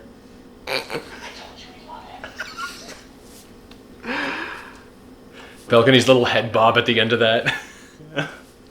I love that punchline. Yeah, I wish someone would bring me the lift key. That's great. Honestly, this has to be like one of my favorite Team Rocket videos Really? that you guys have done. Yeah, just because like it's like so, like it is so like I mean I love all the Team Rocket videos, but this one specifically just had like really good rapid fire quips and gags. It was just so high energy and like. Especially just like the stark contrast of just Boss like in the base, reading his book, sipping his coffee, and just like you guys bringing the energy in. It was just like, God, it was just back to back jokes. It was just, oh man, and Porch and Balcony just did such a really good job with their part too. So Yeah, this is the I love only it. like real time where we get to see them rise and shine.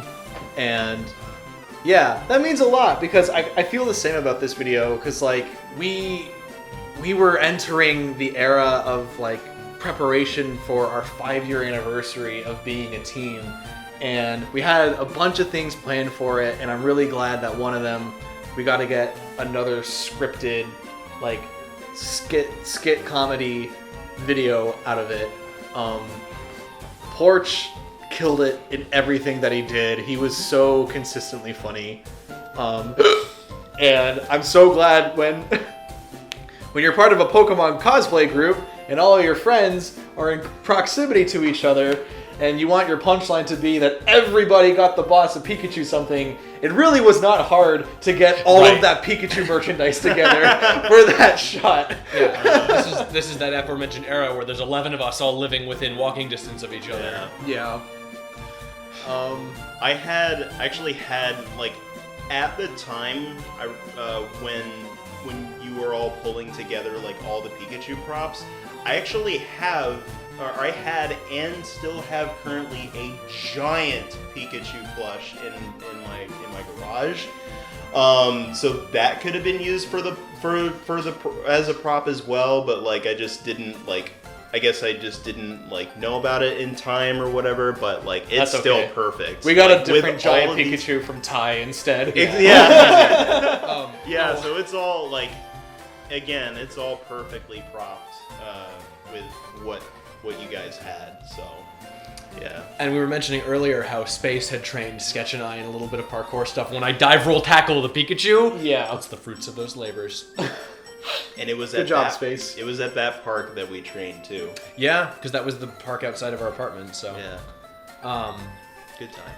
But there was something really special about seeing you and Porch together because you guys really birthed all of this. Kind of the Adam and Eve of this whole thing. So yeah.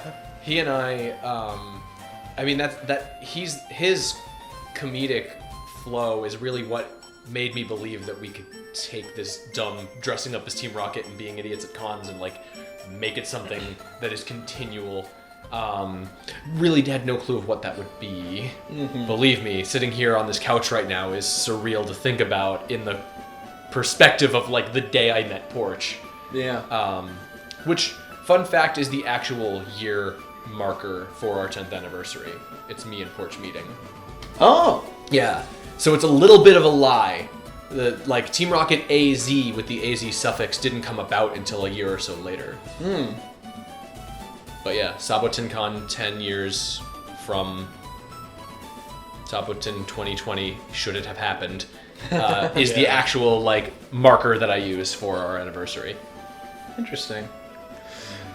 Well, yeah. Now we're just gonna get into all the like. Man, we put so much time and preparation into our 5-year anniversary. You wanted to do 5 full skit videos for the 5-year anniversary. Did I? We were gonna do. Yeah, you wanted to do 5 videos. Maybe that was including announcement trailers, which we'll see in a minute. Yeah. But I think one of those ideas got recycled into what would become the plans for the Halloween special that then never got made. Gotcha. But yeah, there was a whole 5 videos for 5 years idea. That sounds like me. Especially at this point in our adventure. Yeah, like we were a nice oiled machine at this point where we had a following and we had programming at conventions, we had community outreach, and then we had video content. So it was really, really cool.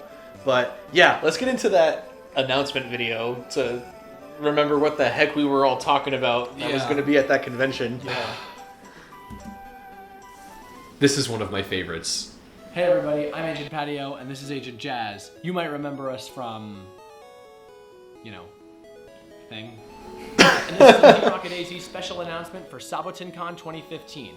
You can count on seeing us there in full at the Sheraton in downtown Phoenix on September 4th. It was always such a huge pain to remember all of these dates and times. I had to do so many takes, I'm so sorry. The beauty of being Jazz is that there's no lines to memorize. And you're invited, whether you know it or not. And I'm good with improvising now, and spitballing, there's a couple of ways that you guys dates can and get times and involved numbers and all with the that. Oh boy. festivities, because without you guys, really, we wouldn't have had the attention span to continue to do this for as long as we have. So we want to make sure that you guys are appreciated as well. We'd love for you guys to come out. Were we living together at this point? And hashtag TR. You might have been, I think. This is the swamp. I was living here for sure. And post it to I don't think I was here yet. Okay. Once we have enough of them, we will be able to receive higher education. Yeah, because we just filmed something at Rocket's Landing. Oh, it's this collage. Oh, that's true. Once we have enough of I don't them, know. we put But I guess that was at together Porch a and Balcony's collage place, not mine. To commemorate your involvement with our glory. Make sense? What? What's the... Oh, Sketch? Agent Sketch is stuck in a well, and you gotta go save him? Alright. We worked you in. Make sure you get us while you're down there. And speaking of finding grunts and taking selfies, we have a fun event planned. It was interesting because this was our first announcement video too. Was this our first one? Yeah. It really became habit after that. It felt like it did because we did for sure another one. Hunt down each of these grunts who will be scattered throughout the entire convention center. Well, okay, so I think... Oh, you're getting into Hunt a Grunt. Yeah. That was a good idea. Yeah, Snap's idea. Oh, yeah. Chance to win. I think he came up with it off the top of his head. And it worked. Like, people found... This is my favorite joke of the whole thing.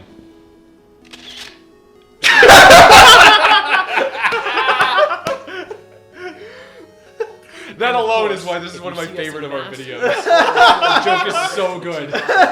See if you have what it takes to take down every single one of us. And you never know, you might even get asked to join Team Rocket. We were still going strong with that. Yeah, right? Oh, Jazz got distracted on his way to rescue Sketch. Let's go. I think we just changed this scene because I was like, let's make this more interesting and not just be on the couch the whole time. Yeah. You were like, it's a nice day outside. Guess we're doing it out here. So, It was actually so muggy. Yeah. Yeah. That we always do at conventions.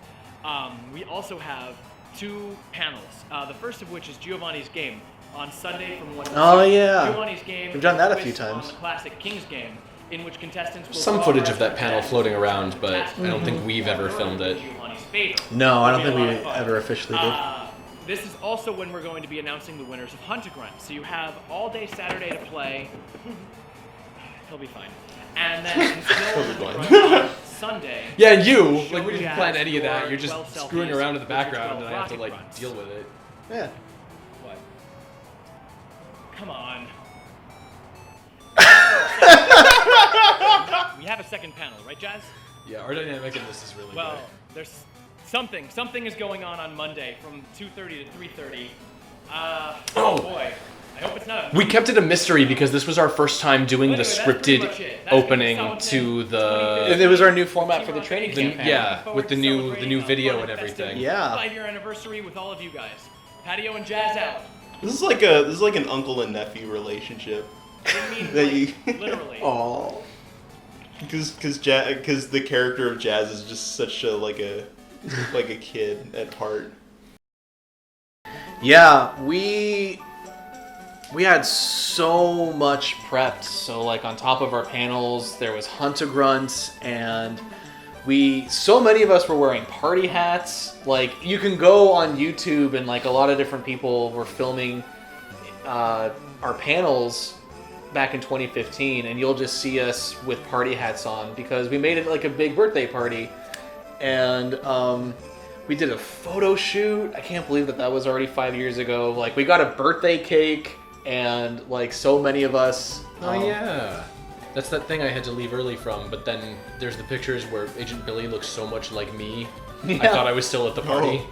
Yeah, we had some really nice pictures of all of us taken, like portrait pictures, and then like a big old photo shoot of everybody kind of hanging out and interacting with this birthday cake.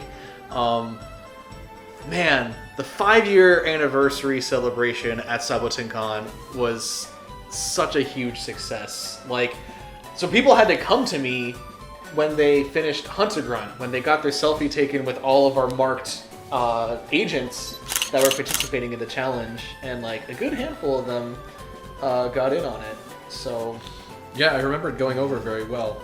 But I remember our biggest concern with Hunt a Grunt was the population of grunts, because some people were only able to go to a convention for one day. Some rockets had like other stuff to do. One of us might be leaving for lunch at a weird time, and so we had to whittle it down to be a specific scavenger hunt list of grunts. yeah, Which is why we had to mark them. Yeah. Because only like a certain amount of grunts could commit to or just be a part of that. Yeah. Yeah. A certain amount of grunts were huntable. Yeah. it was just really cool. It brought about a lot of different things. I think that might have been the first time that we did the Giovanni's game panel, because we were wanting to like shake things up, because like PokeStar Squares was kind of a bust, and we didn't really want to bring that back. Yeah. And so, I mean, I guess we'll talk more about the training camp panel in a second, but yeah, like it was just really cool how everybody came together, and we all worked really hard, like before and during and after, because I think there was like no, never mind, I'm thinking of something else. But we all worked really hard before and during this panel. But it was also just a huge celebration. It was so nice, like having just as much fun as the amount of work that had been put in to making sure that it was going to work out. One of the few times where the work and the fun were proportional. Yeah! Oh wait. Ooh. Agent Patio. I'm here at Game On Expo I 2015 with the Completionist. Completely waste this opportunity. Couple of you There's may know nothing me from funny YouTube, here. But for those of you who may not, tell us a little bit about yourself and what you do. I disagree. Every single week, You I had take some a game good. and I complete 100%. You had some good and I quips make a with video the about it, completionist. telling you all the fun You stuff got him to about the laugh. game, as We'll well see as it here. have all the He stuff was a that really we nice created. guy. Very graciously let us pull him aside to interview him. Now, Yeah. not with any bias, but there's a certain game franchise that you may have heard of, Pokemon. Are you a Pokemon fan? I'd say I'm a Pokemon fan, pretty avid fan. Excellent, excellent. So, given that, what's your favorite thing about Team Rocket? Come on, that's good. I guess. I just feel like I'm not at my best here. Oh, I mean, that's a little bit of a misnomer, really. Like bad guys. Like we got some people who ain't so like perfect, but Favorite thing about Team Rocket, the outfits. Aw, Fun. you're too sweet. You want me to keep going? I can Oh, go on more. if you have more, like I'd love to hear. I'd love to hear. I get the vibe that you want me to keep filling that. I mean, provided that Team Rocket. No, this we can, wasn't like, planned, you can, like, we had give no. kids dinner There was no later. list of questions to But I do read have off to ask. from. Like, Well, that's what I mean. Like that could have been funnier. Could have been Which better. version? Yeah. oh, whatever. I like it. We All still. right. Well, Well, in that thank case, you. would you We mind still making did a it. small Our- donation to the Team Rocket Another cause? celebrity In what cameo. case? Yeah. You want Pokemon? Gerard the Well, I mean, Completionist. you said it, not me. Yeah, Game On Expo 20. Which ones do you want? Would have been 2015. This was the very first one. This whole section is 2015. Hand me Yeah. my Pokemon. We gotta talk about stats. We gotta talk about names. It's a business. I can't just give you Pokemon. All right. Well, we'll definitely have to talk more in depth about that later. The Completionist, everybody. Thank you so much for your time, man. Thank you very much. Yeah. That was really nice because well before Game On Expo was ever a thing, like I was already very familiar with the Completionist. I followed his work, and it was exciting just knowing that he was already going to be there. But in another video that we'll be seeing in a little bit, like you and I were just running around already, like in the vendor hall. I think that was like we went like all the way to the back of the vendor hall, so we were like in the middle of this big crowd. We had to find a quiet enough spot. Yeah, and we just saw him, and we were just like, hey man, like, is it all right if we just film you and ask you some questions? We're a Team Rocket group here in Arizona, and he was like, yeah, sure. Really cool guy. So it's just another example of like, that's really cool that ended up happening. Exercising our boldness. Yeah. Yeah, I guess so. I mean, yeah. But no, he was really cool, and he's continued to come out to Game On Expo. Oh, nice. So we didn't scare him away. That's right, yeah, because he was at Game On Expo, I remember one year. It had to have been 2018 or 2019. And so was Andre the Black Nerd as well, Black Nerd Gaming. Game On Expo just continues to like pull in some pretty cool guests. Yeah, for sure. Yeah, and I think that year, Game On Expo 2015, when I had met Gerard the Completionist, I actually wasn't really familiar with his content until I met him. I didn't know him either. Yeah, so Never heard of him. It was exciting for me to get to do that. Yeah, but now that I've actually watched his content and everything, he's really cool, and he was really nice at that convention too. Yeah. His fans always speak really highly of him. Mm-hmm. Thanks, Gerard. Thank you. Oh. Team Rocket training camp video. Ooh. Oh, yes. Your breakout into voice acting. Yeah. Oh, man. This was so much fun to make. I loved doing this. Doing my... Oh, there's space again! Yeah. Space is a ninja, killing people. Welcome, new recruit, to Team Rocket. It looks like you're stationed in the Arizona region. Thanks, Games GLaDOS. specific to your region haven't already. We never wound up making more versions of this with different There are a few very important states guidelines to understand Yeah. and follow in order to be the best grunt you can be. I'm glad it worked out because it was like, who do we have in front of it? And like, the whole what does it like mean to be a I don't think the member of the rookie world's thing greatest existed crime at this organization time, and like dedicated to Agent stealing Rock is just Pokemon an for profit, inside joke, bringing and so glory like to our beloved it worked out that I leader, could just Giovanni. be a This is nameless answered with our carefully generic made acronym. grunt for the Grunt. purposes of this video. After a Yeah, it works. comprehensive Nobody knew your breakdown face. of each segment in Grunt, you'll be one And this step went through closer like to a doing number your of team rewrites. proud. I remember we took Are a you long time ready, to even get the recruits? grunt joke figured out. Let's begin.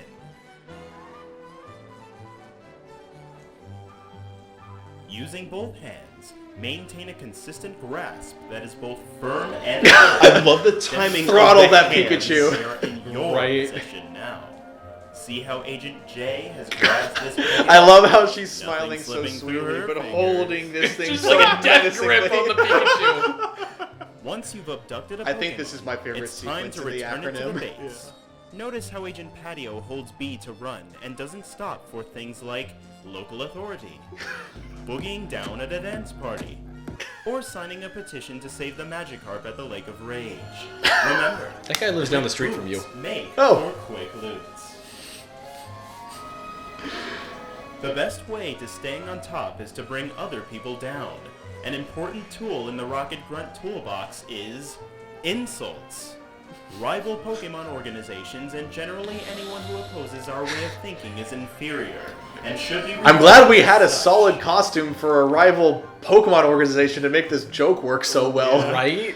By planting the Like seed we've of this we've only Agent ever Jack seen has Team helped Magma perpetuate cosplayers. It's always consistently. Magma. Enemies of Plasma Team was a Rocket nice at bay. change of pace. The way Jazz looks at the camera. Love that. As a working member of Team Rocket, it will at some point be your responsibility to look after the lift key for. Then Snap made up those key cards. Yeah. If it were to fall into the wrong hands, any outsider with it could potentially uncover and thwart our plans for world domination. We have no visual representation for this section because no grunt has ever misplaced a lift key. So statistically, not This video explaining came this out section after further should have gift no napping, where repercussions. boss is all like, wish somebody brought me the lift key. Right. Twerp. In order to steal a Twerp's Pokemon, you first have to Yeah. beat them Back when in a twerking battle. was, I think it's Be a still good sport pretty popular. And take their Pokemon I remember being kind of regardless upset that the you guys outcome. picked some random guy to be Good in our work, video, two, but down, he did but great. not out. He was good. Yeah, he was a great sport. Yeah. Congratulations, new recruit. With this vague overview of information, you now know what it takes to I was be like, a oh member yeah, of I have a Team VHS Rocket. effect and want this to look like Get a out VHS there tape. and give them trouble. That was fun. I enjoy the roles where I just get to like be like an announcer or like a kind of like an instructionalist, I guess, or just like some.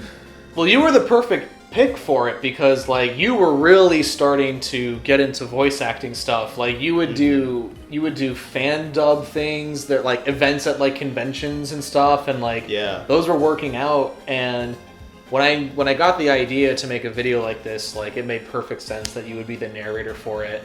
I love doing it. It was very fun. It was a lot of fun. And I remember specifically just how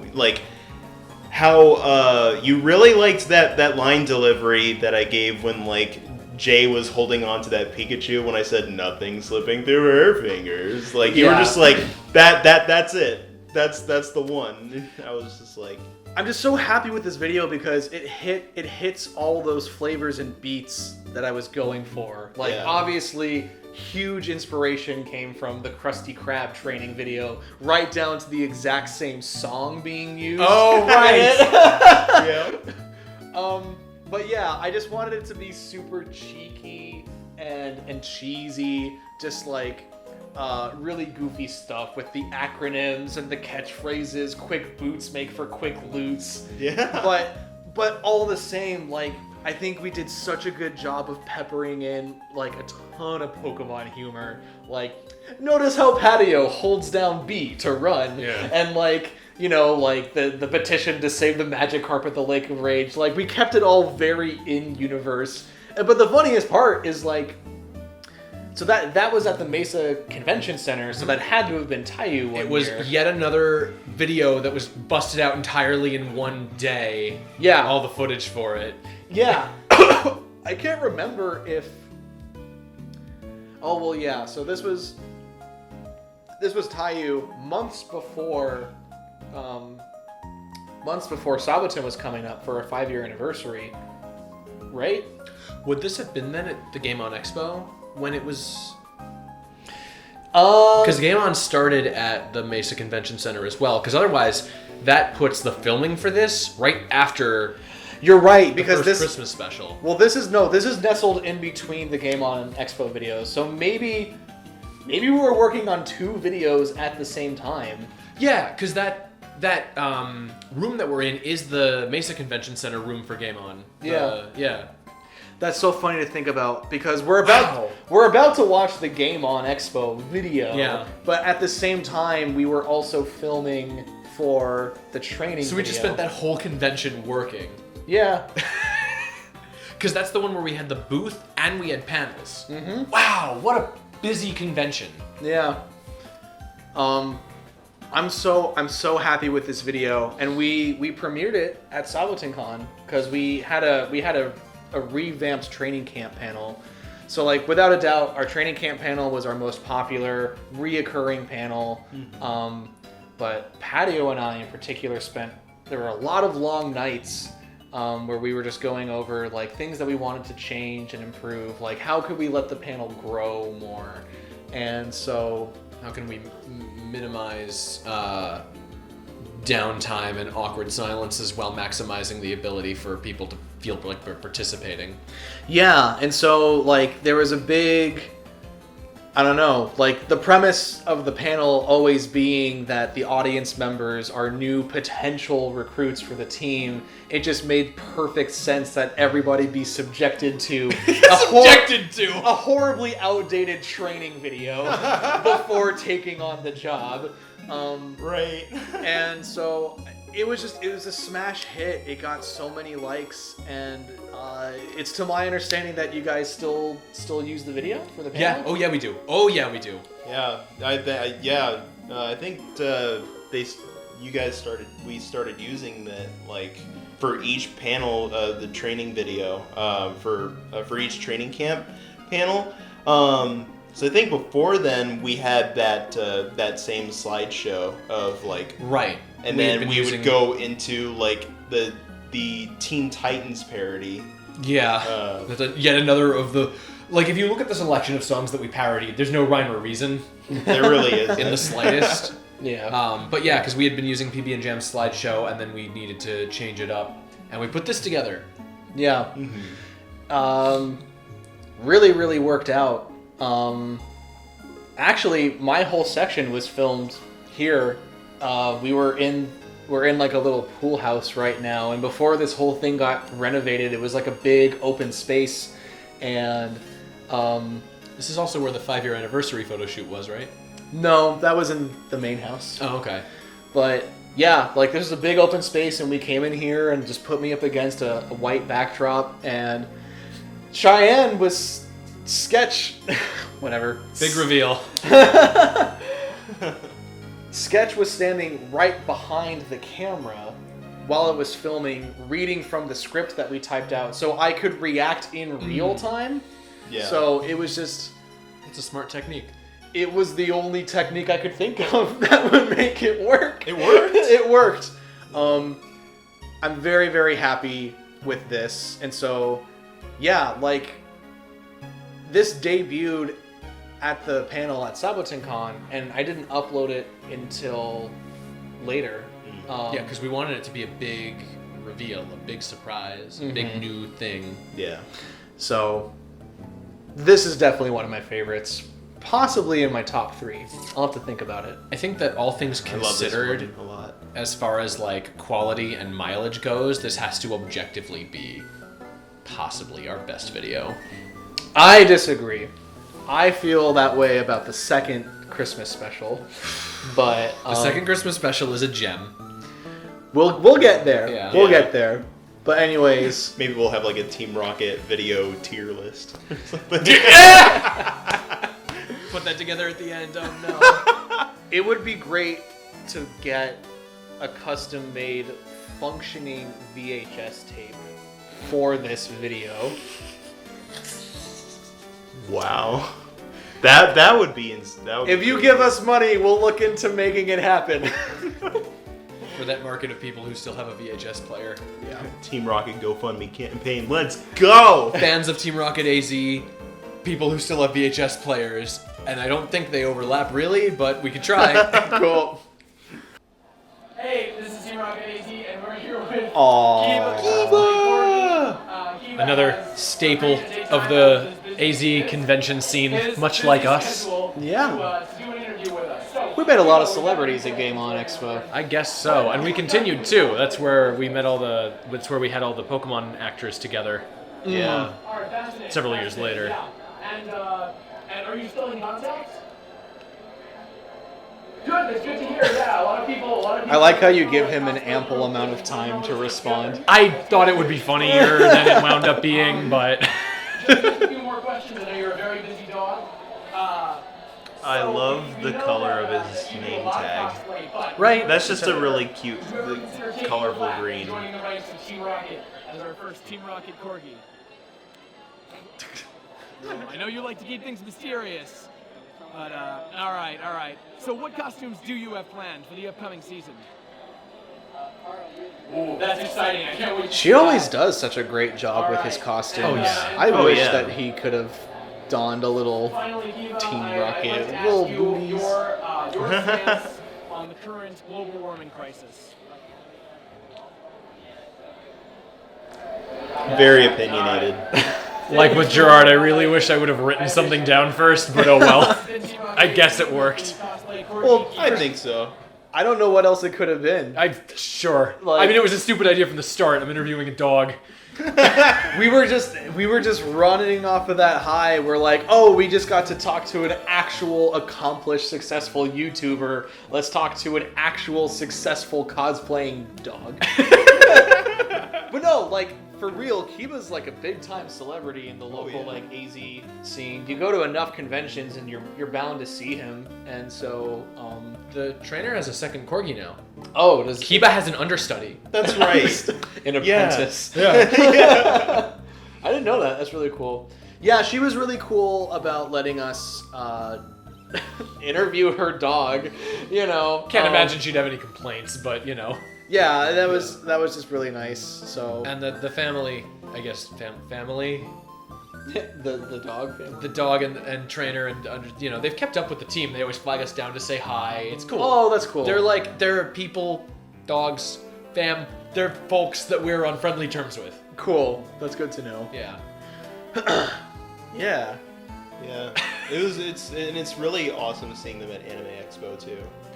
Out in California. Yeah, out in California, me and a few friends, we stopped by Kiba's booth, and it was just a really pleasant surprise because like the owner, like they know me and they know my other friend Moses who cosplays as Luffy. Do you remember what Kiba was wearing?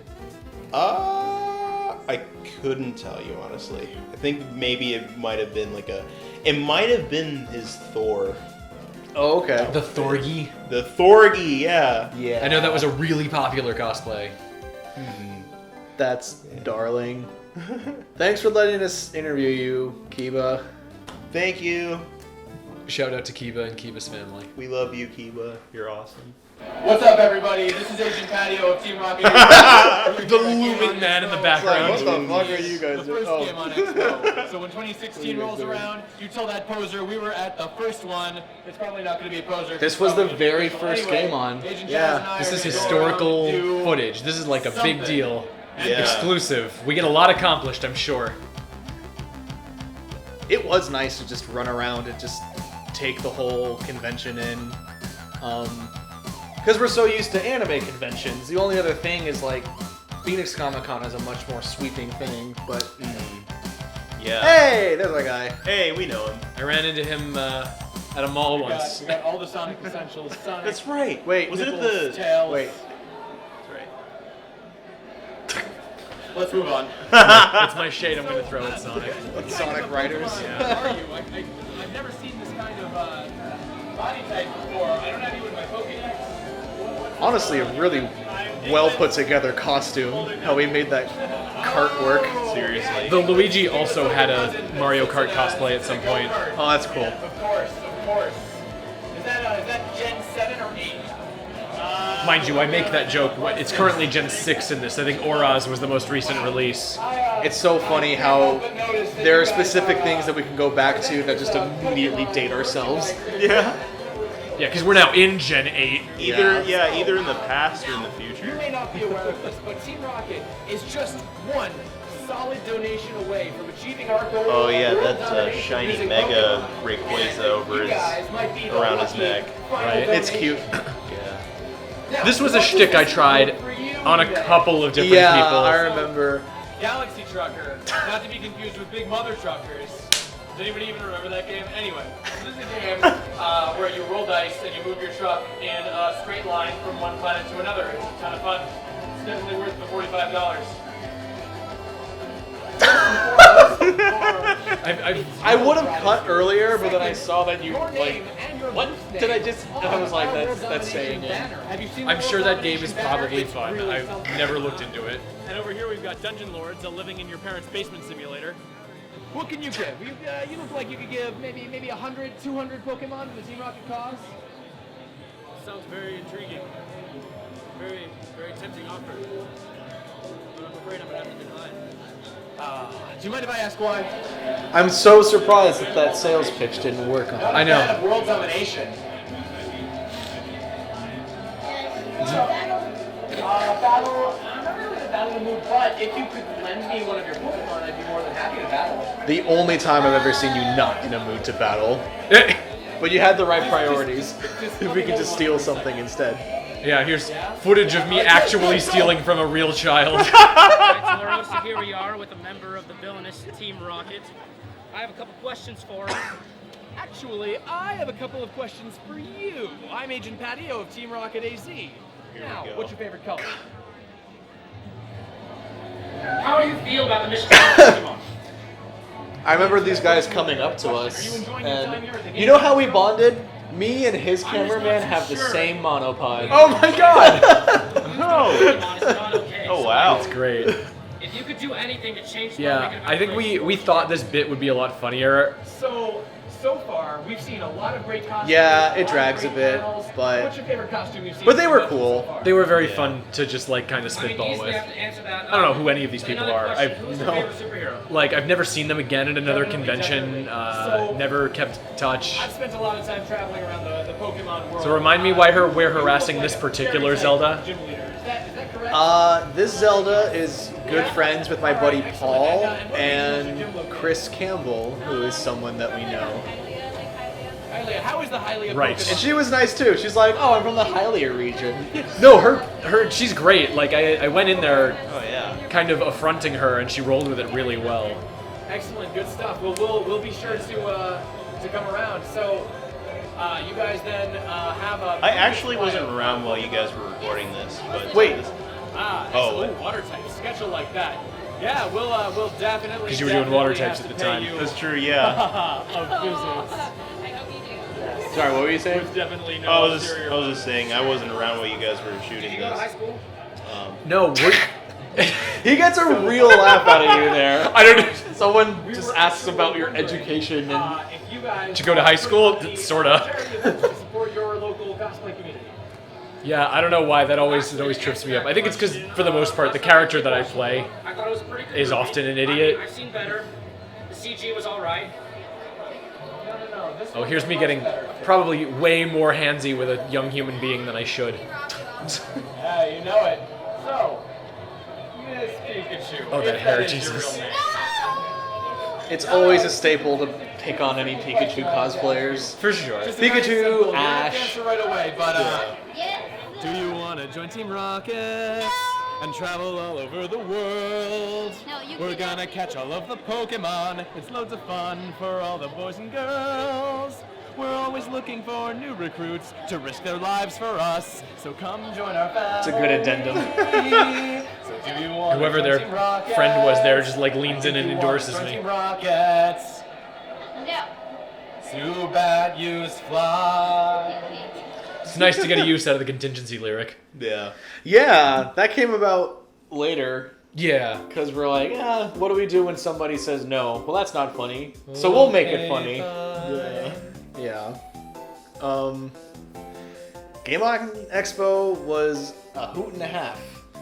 I've only been to it a couple of times, but like getting to be there at the very first one, like totally called for like an invasion video. Oh, yeah. Like let's Oh, just yeah. run around. So I think the newer conventions do appreciate having several of the smaller ones actually reached out to us specifically. We've had several times people like, hey, we're a little startup convention and we'd love to have Team Rocket. We'll give you a booth, we'll give you your panels and all that good stuff. I think we have something from one of the library cons coming up. yeah, we do. That definitely like that as well. This one, I know that we had some sort of table off somewhere. It was weird this time at this convention. Like all the tables were like in this hallway. There wasn't like a nice open space. So we had some people stationed there. And for some reason, we completely neglected to get footage of the actual table. Boss was not happy about that. No, he was not. In and outside of universe. Yes, canonically and socially. Well, Tennico's been on the I entire decided to make time, you a little so- bit different. I don't want you to look too much like your friends. Yeah, that's cool. Thank you. You're welcome. Oh my god, make sure. But that was really fun because like I don't think there's been another video since the To the Stars short film where I just got to like candidly take in a convention. And so like since this was the very first one that we did, it was very entirely freeform. Like I think you did a lot of thinking on your feet that worked really well when you're making fun of all the board games and stuff. Like that stuff just cracks me up. Like I remember we were just like walking around and we're like, one of us would stop the other and be like, it would be like, hey, hold on, really quick, film me. And then it's like, this game sucks. Or like, or I would be like, Patio, look, Sonic, say something. Now we are. It seems like we found the game corner, that's for sure. Let's go bug people.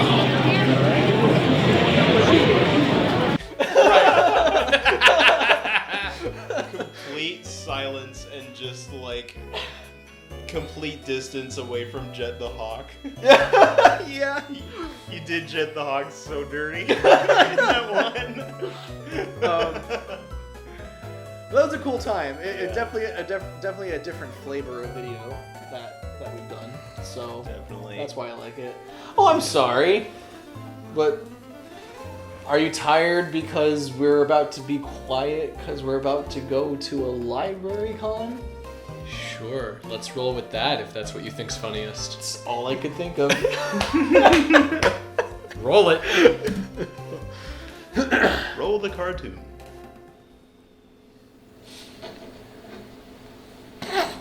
Hey, have you guys heard about Library Con? It's a... He's holding a book too. I didn't notice that before. It's a free convention held at the Southeast Regional Library in Gilbert. Man, look at all, even more dates and times and locations to memorize. And I gotta do it while whispering and like staying composed. How many takes do you think we did on this? Oh, several. I know that. Jesus, would it have killed me to shave? I look... Especially with this lighting, we look super like glossy and sweaty and unkempt. It's gonna be a lot of fun. Hope to see you all there. If by that point you guys haven't had enough of us, on the All those books. we're going to be having the Probably mostly your manga collection. It is mostly my manga collection. I can see the Tokyo Pop logo on the spines. Jazz isn't wearing any pants. Then we decided to put that too in the text. I honestly probably was not wearing pants. It seems right. You were very in true the to actual character. video. I love that video. So yeah, like we were starting to think more about doing more announcement videos would have become more of a common thing because, like, of course we always put like a Facebook status out before a convention saying that we're going to be there. If there's any panels, we'll put that too. But like, after everything that we did for the 5-year anniversary with Saboten Con, I just started thinking like, let's make announcements fun too. And library cons were kind of a new thing. Like that might have been the first one that I had been to. I think so, because then I remember there being sort of a whole bunch of them popping up, and most of them, I think those were a lot of the smaller conventions that called us out to go attend them. That'll come back actually with the next video too. Okay. And those were always really fun little events where they were just like super happy to have us.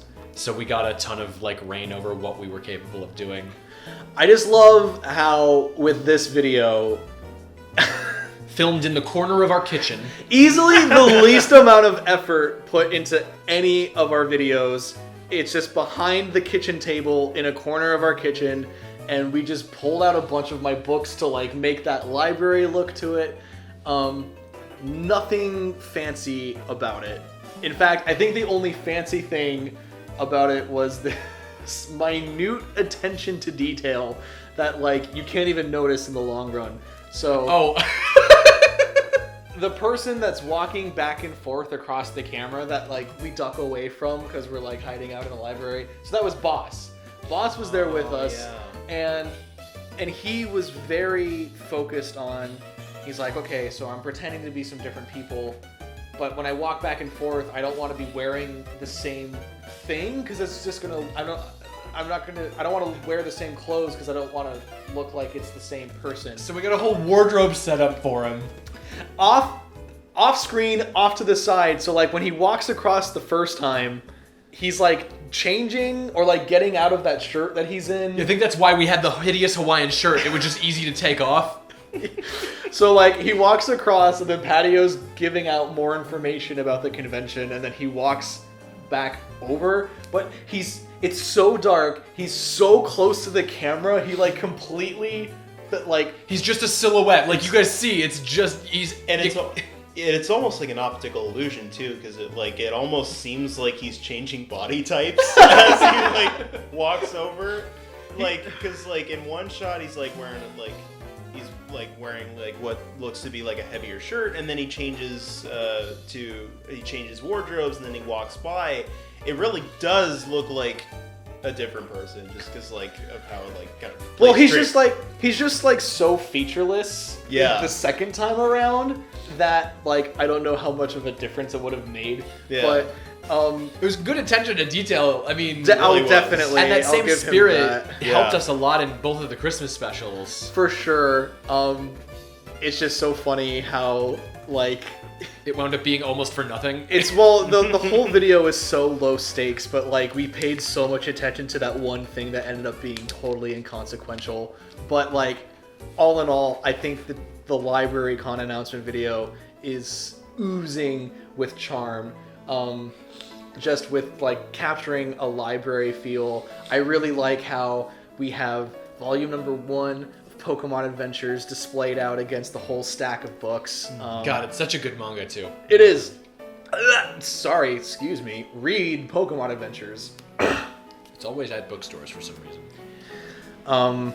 This might be in my top 3. I don't like it. Yeah. Just it makes my heart smile. I love this one so much. I think this is one of my favorite ones too, just because like this video and many other like Team Rocket videos really gives off like a sense of nostalgia for me, because in the advent of social media where like there isn't really a whole lot of like cheesy advertisements anymore.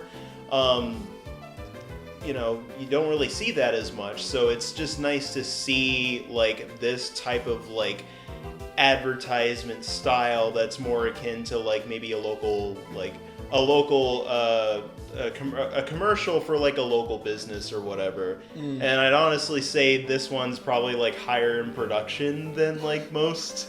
That's very generous of you. You're wrong, but that's very nice of you to say.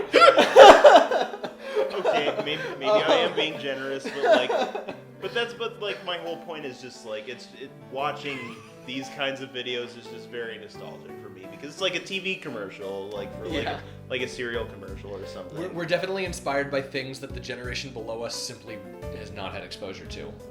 So shooting ourselves in the foot with that, but you know, it works. I mean, it does work and it's fun. It's a lot of fun to like, you know, see these kinds of things. And it was super fun just being like, the big production videos with a lot of people are super fun to do, but it was also neat just doing a quick little video with Boss, who's in all the videos, but has never been like a part of the production side, really. Yeah, he had like a much more under the hood role to play with this video. And you're right, like we all might have just been hanging out and we got the announcement for the convention. Yeah, we knew we were going to the convention and it was coming up, and I'm happy that we were able to. It didn't require a whole lot of planning and a bunch of other people, like you said. Like, yeah, that's why I like it. Like, it works so well for what it is, and it didn't.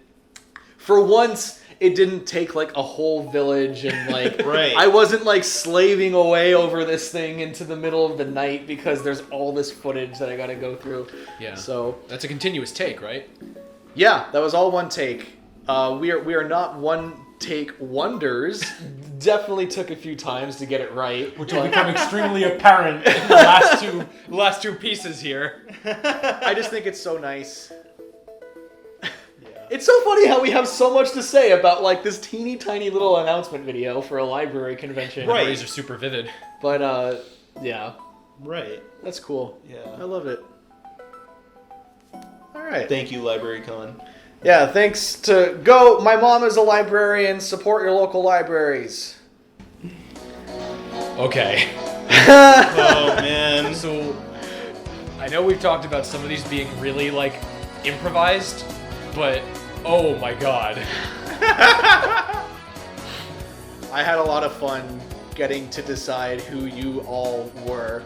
This one was my favorite. Yeah, I know. Julia Roberts. It's because you have an award-winning smile, Sketch. And there's sleeves. Oh, he is in one of these. We get sleeves. There's Jay again. There's Jay. There's Ding. I don't remember the bell on the... Yeah, that was the whole part of their costume. Yeah. Ding was also the plasma grunt in the other video.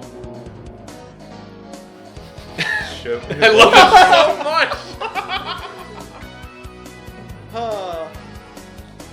There I am. Oh, I love what he says there. I'll get to that in a second. Oh, he was actually talking? Yes. Double rolls. Yeah, we were... That is the only instant... Oh, wait, hold on. But there's no turkey Pokemon.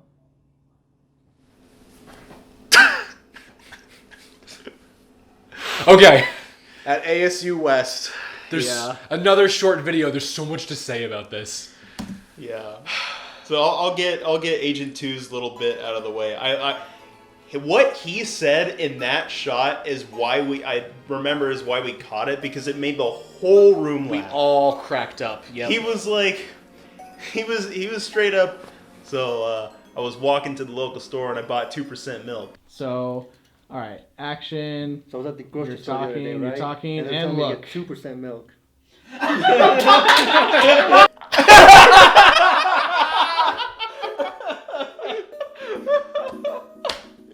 I think about that and it just kills me every time. That was so perfect. Like Compass is such a mild, like quiet individual, and then he just has these. He has his moments. So if you'll notice, we had an incredible set for this one. Yeah. Two, actually, so first of all, we got invited by ASU West to come out to their thing. Which was also a library con. Was also a library con because they had the ASU West Library, and it coincided with you and me having the idea for the Thanksgiving special. Yes. And we were like, yeah, hey, can we use one of your conference rooms to shoot a holiday special while we're there? And they're like, sure, of course. So Two goes to put his backpack in a cupboard to get it out of the shot, and he found, you guys remember, all of those place settings, all of those, everything was in this cabinet, and it just so happened to fit. They're red and black. It was incredible. It was Wow. incredible. I forgot about that. Yeah, we didn't bring that with us. We were all just gonna sit at an empty, barren conference table. But yeah, by complete chance, you found those like tablecloths, like plates, forks and knives, and so like Raider could eat the Zubat and stuff like that. Oh like, my gosh. What a stroke of luck. Yeah, Seriously. easily our highest production value. Possibly. Or whatever you would say. Best set. Yeah. Library concept's pretty good. Yeah. Stack of books. I just can't believe that it just worked out like that. And it was so cool. So like that place was so far out from where most of us lived, and so it was kind of a trek to get there. But we went and we enjoyed the convention, and we knew that we had a video to film, and it just worked out like that. And like I had always wanted to do like having this many videos under our belt at this point, I was just like, what other styles can we touch on? And so what if we just... So then we were like, let's go for like a corny 90s sitcom look. I think you and I were out on a walk, and I was like, would it be completely like unnecessary and out of our breath if we did a Thanksgiving special where it's just like a shot of all of us together at the table, and then the only line is Compass saying, or you picked it Compass because he's a good one-liner guy, there's no turkey Pokemon? And I pitched this to you as like a dumb one-shot idea, and you were like, no, yeah, let's do it. Yeah. I caught you like when you were riding that high of making videos for the team. Well, it's so funny. There's all this build-up. This is like Too Many Cooks before the Too Many Cooks video, where the entire video is just like an opening cast sequence. Too many cooks. No, but the choice to have Compass deliver the line made perfect sense to me because, like, in all of our years of knowing him, Compass as a person is extremely observant and perceptive, and whenever somebody's like forgetting something or like something's missing, Compass will be like, weren't we about to do this? Or hey, what about that? And it's like, oh yeah, you're right, I forgot Compass. We'd be lost without him. That's how he got his name. Yep. We all walked right past the restaurant we were planning to go to, and we had just met him, mind you, and we hadn't even heard him speak yet. And he's like, oh, guys, it's over here. Right. So, like, Compass is the exact kind of person who would point out, as we're all sitting down ready to enjoy our Pokemon banquet, that there is, in fact, no turkey Pokemon. I guess the closest thing we have is Unpheasant, but I don't think there's... Wait, hold on. How did you just pronounce that? Unpheasant? Unpheasant? Like the word unpleasant? Yeah. Well, and I really appreciate that to this day there still isn't a dedicated turkey Pokemon. I was going to ask. I don't think there is. No. There's no dolphin either. Still. True. Yeah. We had Hawaii and no dolphin. Yeah. Someday. Come on, Game Freak. Yeah.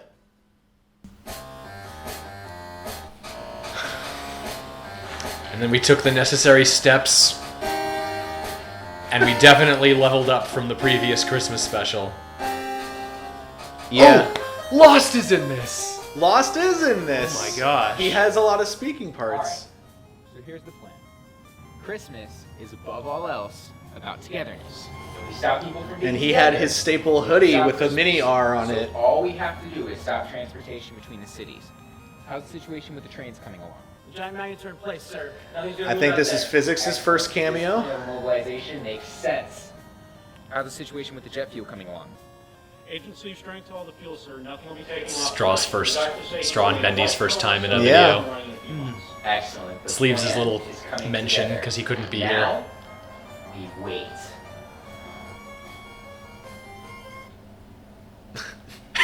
I'm a fan of Good hard cut. cuts like that, Yeah. for sure.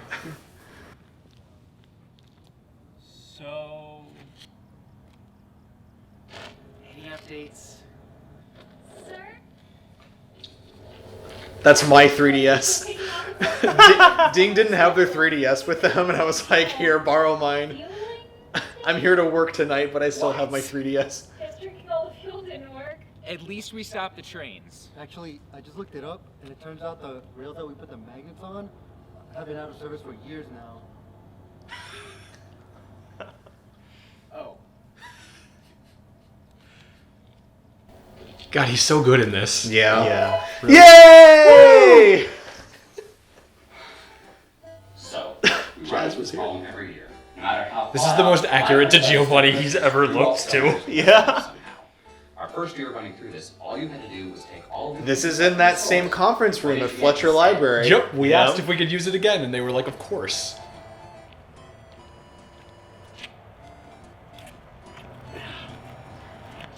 Hey, Sketch. I don't suppose you could give me a hand with this, could you? No, Rookie, you're doing fine. The one time that Rookie was ever in a video. Well, Hey, come on. Right? but your Agent it's the same person as Agent Rock in the Thanksgiving special. I count them as two different people. This thing weighs a Well, no, ton. because the Rookie is from the training camp video. What's in Oh, this you're thing right. again? We have no continuity. Hey, Sprinkles, do you even know what's in this bag? You know, I have no idea. Your acting was good in that sketch. Thanks. Yeah, Sketch, you're a gem in both the Christmas specials. Here it is. All right. I had a lot of Have a fun. look. And you guys just had the stuff on the ground, right? Because you were having trouble pulling it out of the bag. Because how can we pull out a fully intact... Right. Menorahs? It's not Christmas. Oh, here we go. A Menorah-saurus? Where did you guys get that? Shout out to my buddy Weltman, who also starred in the League trailer announcement That's right. video. Yeah, he's Jewish, and he has a dinosaur menorah. So Hey, good. recon team, you're grabbing the wrong stuff. You gotta abort the mission. Well, where are you now? Oh, what kind of flavors do they have? Ooh, strawberry. Definitely get me strawberry. Can you tell them to get me strawberry? I love the two of you. Arceus, save us. There's always some sort of mishap that ends in our plans failing.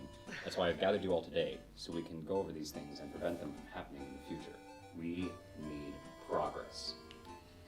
Well, at least we have a Christmas tree this year. That's progress, right? Is this Jay's Kay- first speaking line in Yeah, any it of is. Agent pointed this. Kay looks adorable with the Christmas or the Santa hat. We got some actual use out of Agent Pointy Remember Bits. 2 years ago, right. we tried making that radio broadcast in Johto? Oh, and here's Effort's big screen premiere. I just pulled a bunch of junk out of my bedroom, and I was like, this looks like a radio station, right? All right. Like a podcast. This is the same corner we filmed the The library con thing. announcement. Happy holidays.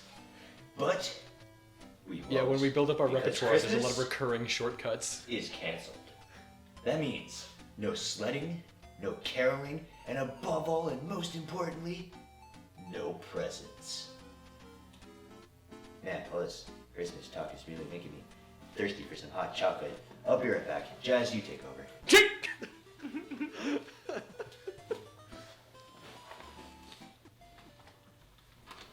I think this is what took this video to Vimeo.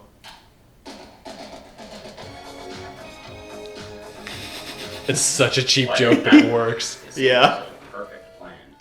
Well, hey, lots of people listen to I love how he looks at him. Who What? in the world listens to AM radio these days?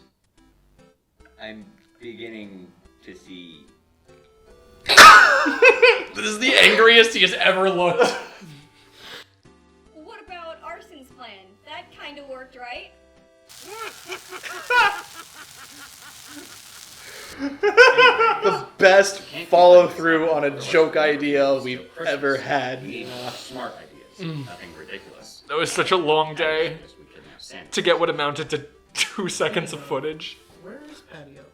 He of all people should be here.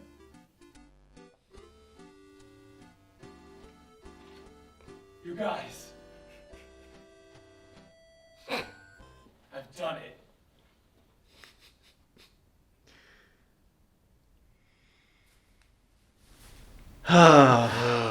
So we thought. So, boy, where do you want to start with this one?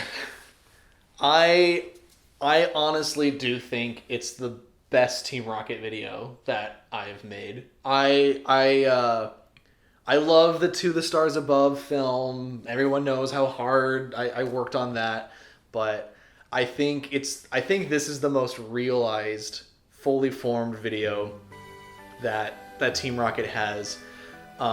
So many people were brought into it. People that have never been in a video with us before, like Bendy and Straw. I think that was Physics' first time as well. Hidden was in there. She hasn't really been in many videos, and and like everybody came together, and this was spread out across a ton of different locations and a ton of different days. And this is the most time we've spent. Yeah, clearly. like normally, like everything's, if it's not all done in one day, it's like over the weekend. But we had a lot of planning to do. Like I had to get you and Sprinkles and Weltman together for our scene when we call the grunts with the menorahs and everything. Chris was Agent Effort was living with us at the time, and so it was really easy for him and I to knock out the radio station scene. Right. But then, like, once again, we all had to go back to Fletcher Library on the other side of town to get like the big bulky conference scene and well, fun fact. Before we get into what I know you're dying to get into, the opening scene where we're all in that parking lot was originally going to be in a parking garage, and we'll get to that when we go into the blooper reel, but like we had to change locations after we were almost done with the scene. I can't believe how like we had so many people that like come out for that, and like it must have been really late at night because like we had already started filming at night, and then we got kicked out and we had to change locations and start the whole scene over. I think the second Christmas special is my #1 favorite Team Rocket video. I think it's the most well put together. I had a new camera at the time, and like everything that I had learned from college was like paying off. I think the production was really solid and polished. I think all the jokes are good, and like despite it being like a lengthier video with a lot happening, I just think it flows really well. I adore this video. I could say the same. It's so much work was put into it. I just love how everybody just had like a speaking role. Like nearly like 90% of the cast in this video had like their own bit to say, and like it's almost like comparing like Detective Pikachu to the Sonic the Hedgehog movie. What do you mean? What I mean by that is like, you know how like Pikachu had like most of the quips, most of the comedy that was carried throughout the film, versus Sonic the Hedgehog, where like, you know, more of like the supporting cast had more to add to the comedy to it. It's like you know, it's like, well, for this case, the Team Rocket AZ Christmas special like doesn't really compare to any other video. It's like it brings in more like dialogue from everybody in it. Like, that's a really good point. I hadn't thought about that before. Yeah, everybody has like a lot to give in regards to that, and I think I guess if you want to look at it in like the sense of the whole Team Rocket AZ lore, you know, it does flesh out more of those characters that are those characters and those people in this video that haven't gotten a chance to be in the spotlight yet. So I think it was very generous in that respect. So that's why I really like it. That's probably what I like the most about it, is just everybody's involvement with it, on top of all of the labor that was very intensive. For sure. So we actually got some extra inclusion, people who couldn't be in the video. I guess it wound up just being one person. Because Assault was part of Operation Follow Through there. Yes. So speaking of labor, yeah, take it away.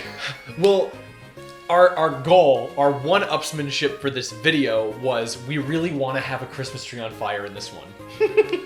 So we have Agent Arson, who is someone that you've known for a while, but then joined the team and became really active later on, and his entire getup is awesome. He's in like a big one-piece like black jumpsuit, hazmat jumpsuit thing with like this really a hardcore gas mask, and there's a little red R on it. And so, yeah, we're like, we just gotta light a tree on fire, and Arson's gotta do it, man. Well, so I actually there was I don't know if it's still around. There was an art gallery in downtown Phoenix called the Firehouse where they did fire shows in their backyard. Okay. So I went there first. I actually did research for this video. I went and was like, hey guys, we want to set a Christmas tree on fire for a video. How should we do it? And the professional advice I got was set something on fire in the desert and then get it over with as quickly as you can. I hope that's okay to say. But so Kids at home don't play with fire. Yeah, right. So well, but then we figured we'd just go do it out in the desert in Tucson, which is 2 hours south of here. And so you had to like give me a crash course in how to use your camera. Yeah, so I couldn't come down with you to Tucson to film it that day because I had some other like work thing that I had to do. And so I had to give Patio my camera. Backup camera. My backup, that's right. So like I probably had like a wedding to film or something. Yeah. So I gave Patio my backup camera like the night before. So like cuz I work the next day and he's leaving in the morning to go buy a tree and light it on fire. But he needs to know how to work my camera so it can turn out at all.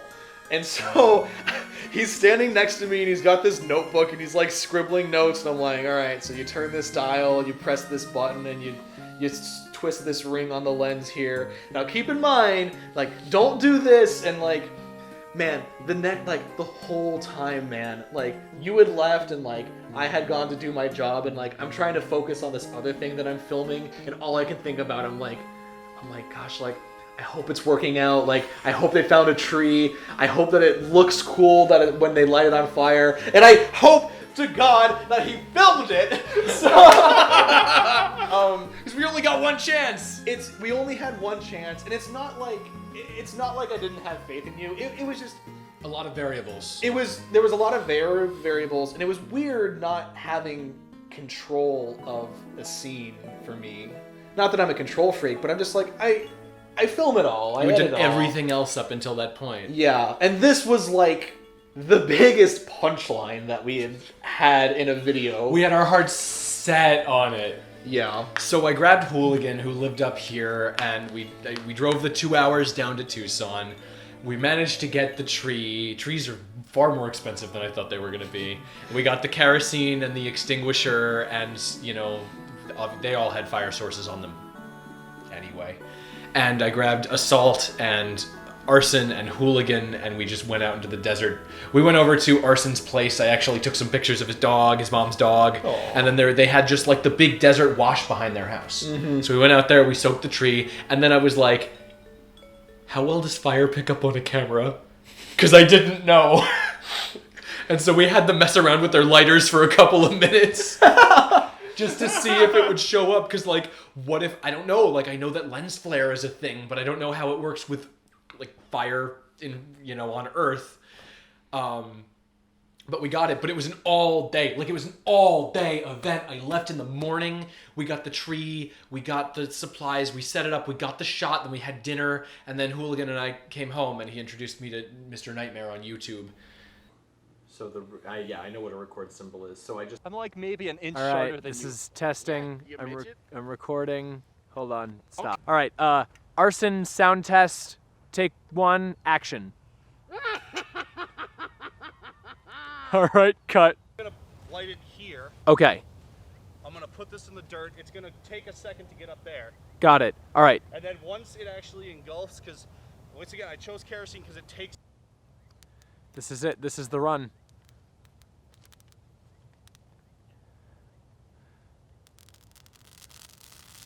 All right. Ready? Action.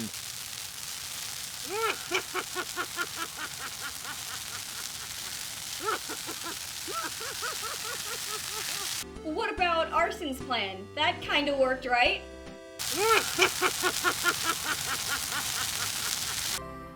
Which was fun.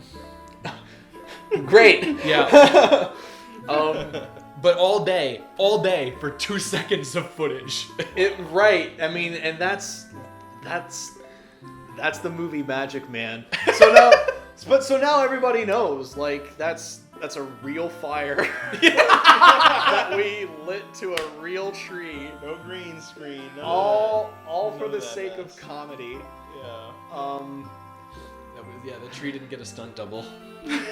Yeah.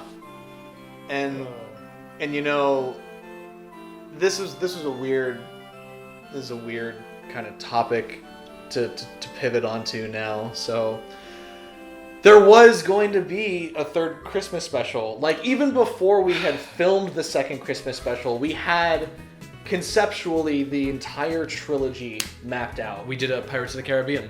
Yeah. So, like, even to this day, like, we know what the third Christmas special would be. I don't know if we're going to divulge that here. May as well. As much as I would like to try and hold myself accountable to put it into the comic for Team Rocket AZ that I am also still not doing, I think it's time to let our baby go. So the third Christmas special would have started with a pan of, like, probably a mock-up of, like, a desolate city with, like, police sirens and stuff going off, with a narration, like a newscaster narration, that it had been 1 year since the disappearance of Santa Claus, and with him all the joy in the world. And then it would cut to us standing in some alley with, like, a garbage fire, like, well, that was a bad idea. Yeah, we were all huddled over, and so...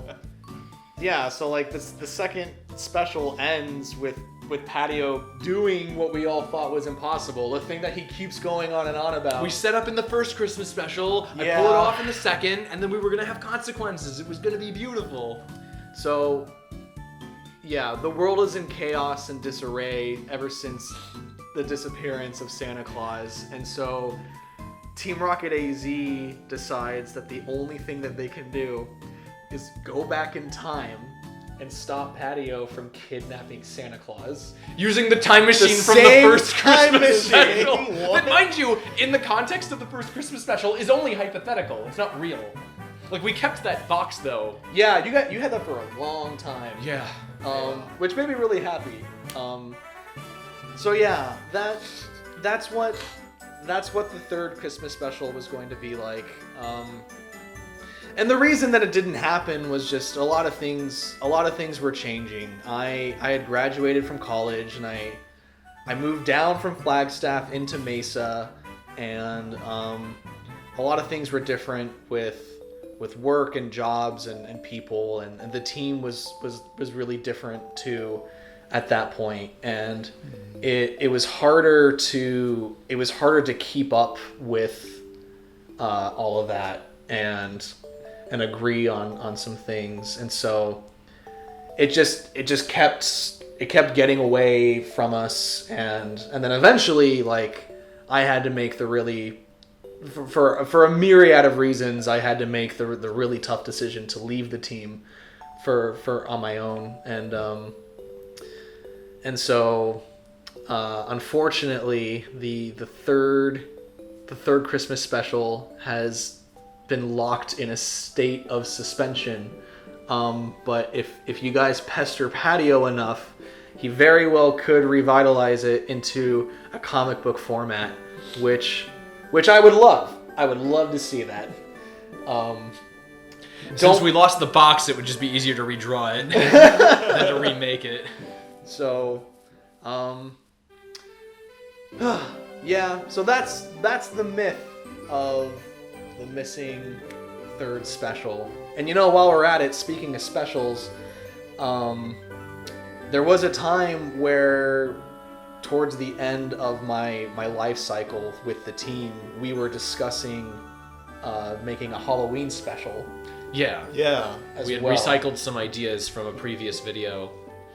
What were they? Because I remember I wanted it to take place at a house, and like physics was living in a house, and so I had pictured us filming it there. And one of the bigger things that I remember like that prevented us from making the Halloween special happen was that we had a really hard time pinning down any one premise for the video. Yeah. There was talk about kind of like a murder mystery type thing where like something spooky was happening and all the grunts were kind of locked in the house trying to unravel the mystery. That's what I remember. Which would have ended in probably an Ed, Edd n Eddy-esque, the key was in one of our pockets the whole time. Something like that. But it just felt like the other like major holiday that was left untouched that could have benefited from a special. We have so many of our Rocket friends are huge ghost type Pokemon enthusiasts. Like the set design would have been so great with, you know, Pumpkaboos and Haunters and Ghastlies. It would have been great with like not as much of a budget to worry about because so many of our Rocket buddies are like so into ghost type Pokemon. Already equipped for the occasion. Yeah. Exactly. Yeah. So yeah, those are the two holiday specials that never came to be. Yeah, but they still exist in our hearts. And yeah. So, as well as the second Christmas special went, it was not without its bloopers, series of blunders. Yep. And the very last thing, we've been going in chronological order. Mostly. We realized retroactively. But yeah, the very last major video that I made with the team was the second Christmas special, and then the very last thing that I ended up putting out was just a follow-up blooper reel. So I'm ready to look back and laugh on it. Let's do it. We haven't seen this one in a while. Yeah, so there we go. Proof that Hooligan was there. And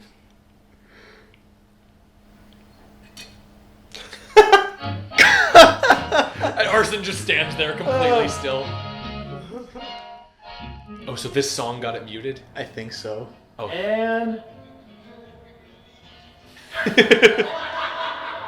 that timing was so spectacular. We're about to start the scene and someone's cell phone goes off. Yeah, so this is the parking garage that we originally had the scene in. I think it still ended up looking good. Yeah, I really like the way it turned out. There you are. Oh, right! We just had me dead in the background for no reason. Christmas is about togetherness. And I forgot what else it's about, so. I do like the yellow backdrop. Yeah, it's a neat set. Christmas is about togetherness. I need to look at a script real quick. Oh, is there a script in the shot? No. All we have to do is present transportation between the two cities. We have to introduce them to transportation. No, okay. All we have to do is give the plebes some cars. All we have to do is drop. Lost was great in this. Yeah. Glad that we got to get him in here. Drop it, exactly. Hey, okay, what do we have here? What's this handiwork of yours? Christmas. Team Rocket AZ Christmas. This is Shout out to Kay, because she got to do a little bit before she took off to California. Yeah. Oh, yeah! Flawless. Oh my gosh. Is that literally a Miley Cyrus ornament? Yeah. Yes. Cyrus. It's like our national anthem. It's like Miley's here with us. Oh my gosh. It's bad enough I already shared a birthday. Boss intro with featuring unbuttoning his jacket in this one. Take 1. But also technically take 5. Action. It's what it's like. Oh, sorry. Remember 2 years ago when we tried making that broadcast in Johto? Only it was supposed to be a radio broadcast and we're doing it again. Yeah, but who in the world listens to AM radio these days? People who shouldn't be staring at their script while they're doing Go! The sooner we get this to base, the sooner Christmas will be ours. So come on. I can deliver the line. I know I can. Everybody screws up so gracefully. Yeah. I messed that one up. You just go back and do your second line again. Hey, it's Sketch. I don't think you could, this thing weighs a ton. What's in this stuff again? Or this thing? So... yeah, so we got kicked out and we had to relocate. All we have to do is stop transportation between the cities. How's the situation with the tracks coming along? The giant dinosaur in place, sir. Nothing's gonna be... Let's start from the top. It's okay. I know. Make a kissy face. I was never good at that. Liked it. I literally could never get Pokemon to do anything. Go tilt your head to the left and go wide-eyed. Physics on the floor.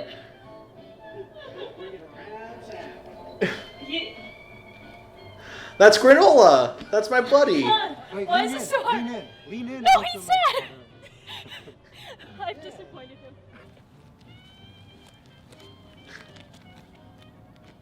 All right. So here's the plan. Christmas is above all else about. What is Magic doing? Makes sense now. Not that, Raider. We need smart ideas, nothing ridiculous. Not like how Patio keeps trying to have us steal Santa every year. Lion, Mulligan, sorry.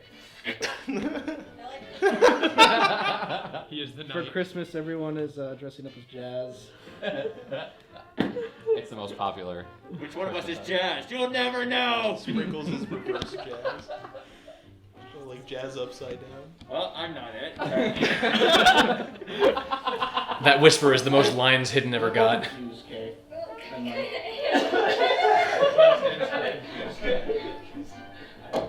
Kay, look disappointed with yourself. Look disappointed? Yeah. Christmas is ruined, it's all your fault.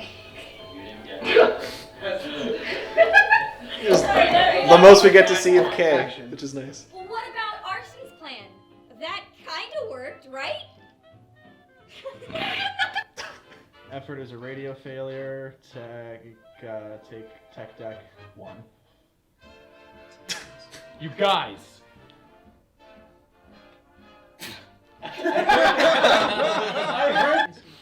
You guys.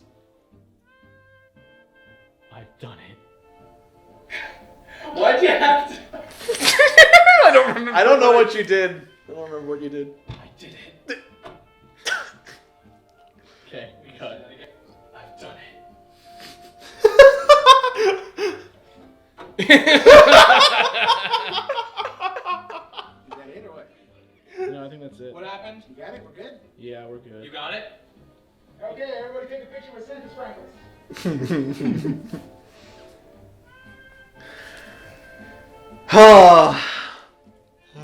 It looks so dead in that last shot. It was a long day. Yeah. Long day of filming. So So that's our nearly complete filmography. yeah.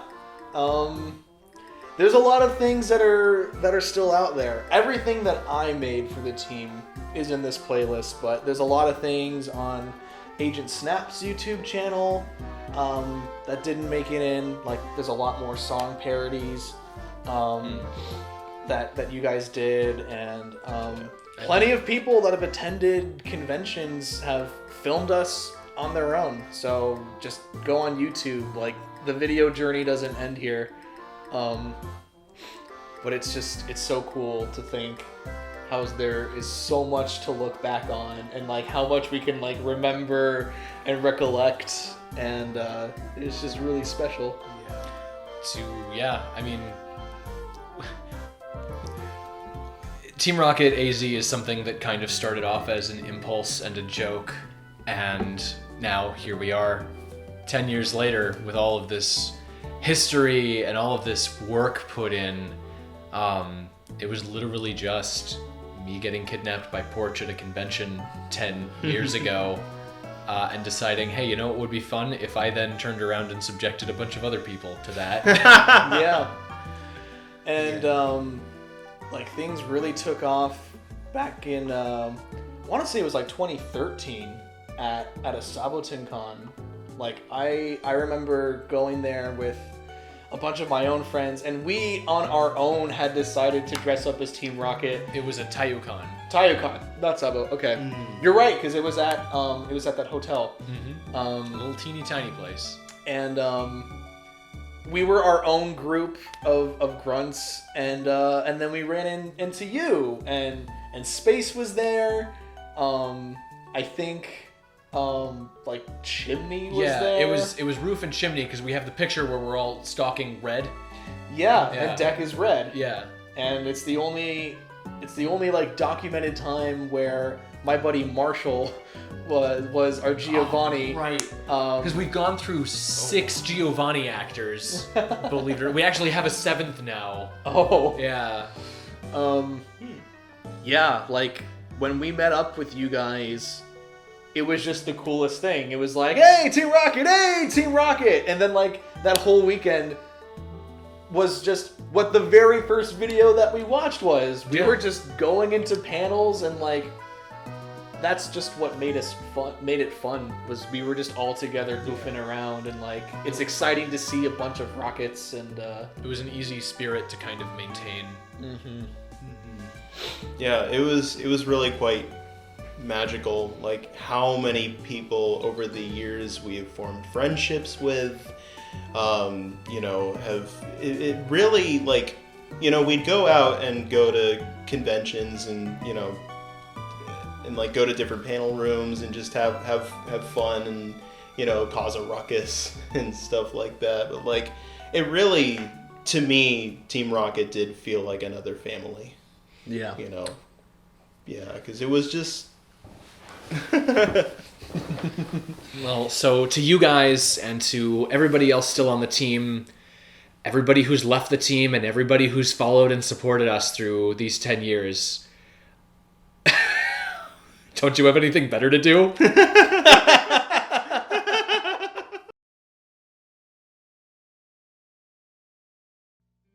Sometimes you'll hear me say that Team Rocket AZ started as a joke that got way out of hand. It really did start to snowball and become something that I could have never imagined and frankly wasn't prepared for. I just remember when Patio first asked me to join. Because Patio and I, we grew up together, we were in the same karate classes, and what was a very pleasant surprise was just how very easily welcomed I was within the group and how many friends I have made. I can't overstate how Team Rocket for several years in my life was like a family to me.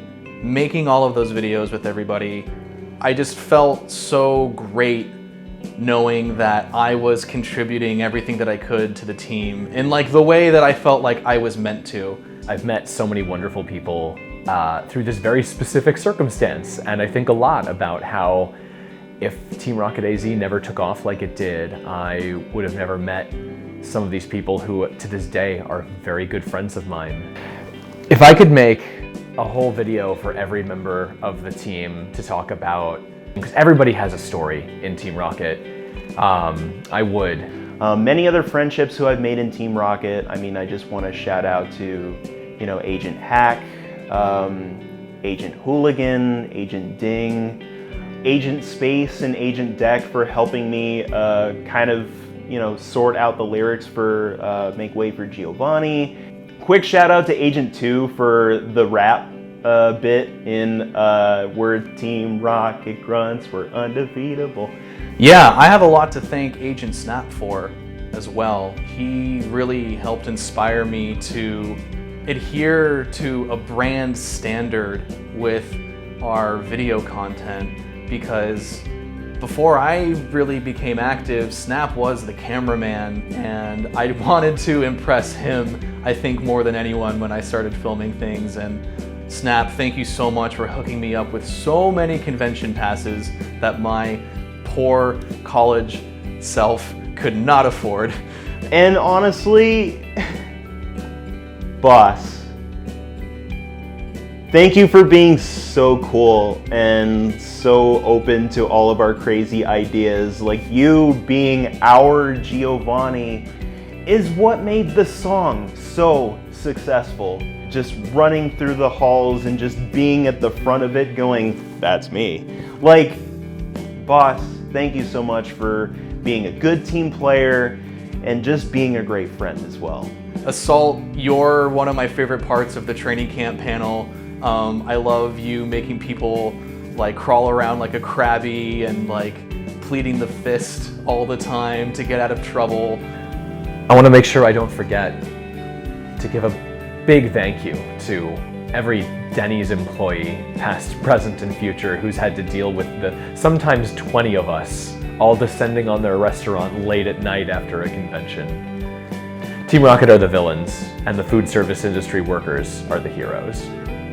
You know, I'm just ever so grateful of what Team Rocket AZ, you know, despite the fact that I'm not exactly an active member anymore, how much it really does mean to me, how I was able to like be myself, you know, act like a fool in front of like con security. You know, it really was so many years of fun, and it's, you know, Team Rocket AZ is something that I'm never going to forget. Yeah, there's so much to say. There's so many people have been in and out of the team. At one point, we've had, at a head count, somewhere around 80 members. So I just want to thank everybody for the time they put in. I want to hope that Team Rocket AZ, at least most of the time, was a good experience for everybody who's been a part of it.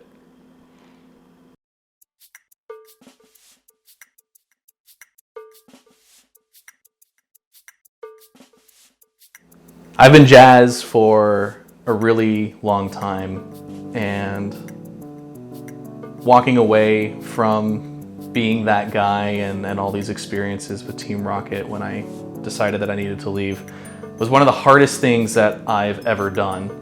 And even now, it's 10 years later since the beginning of Team Rocket, and years since I stopped being an active member.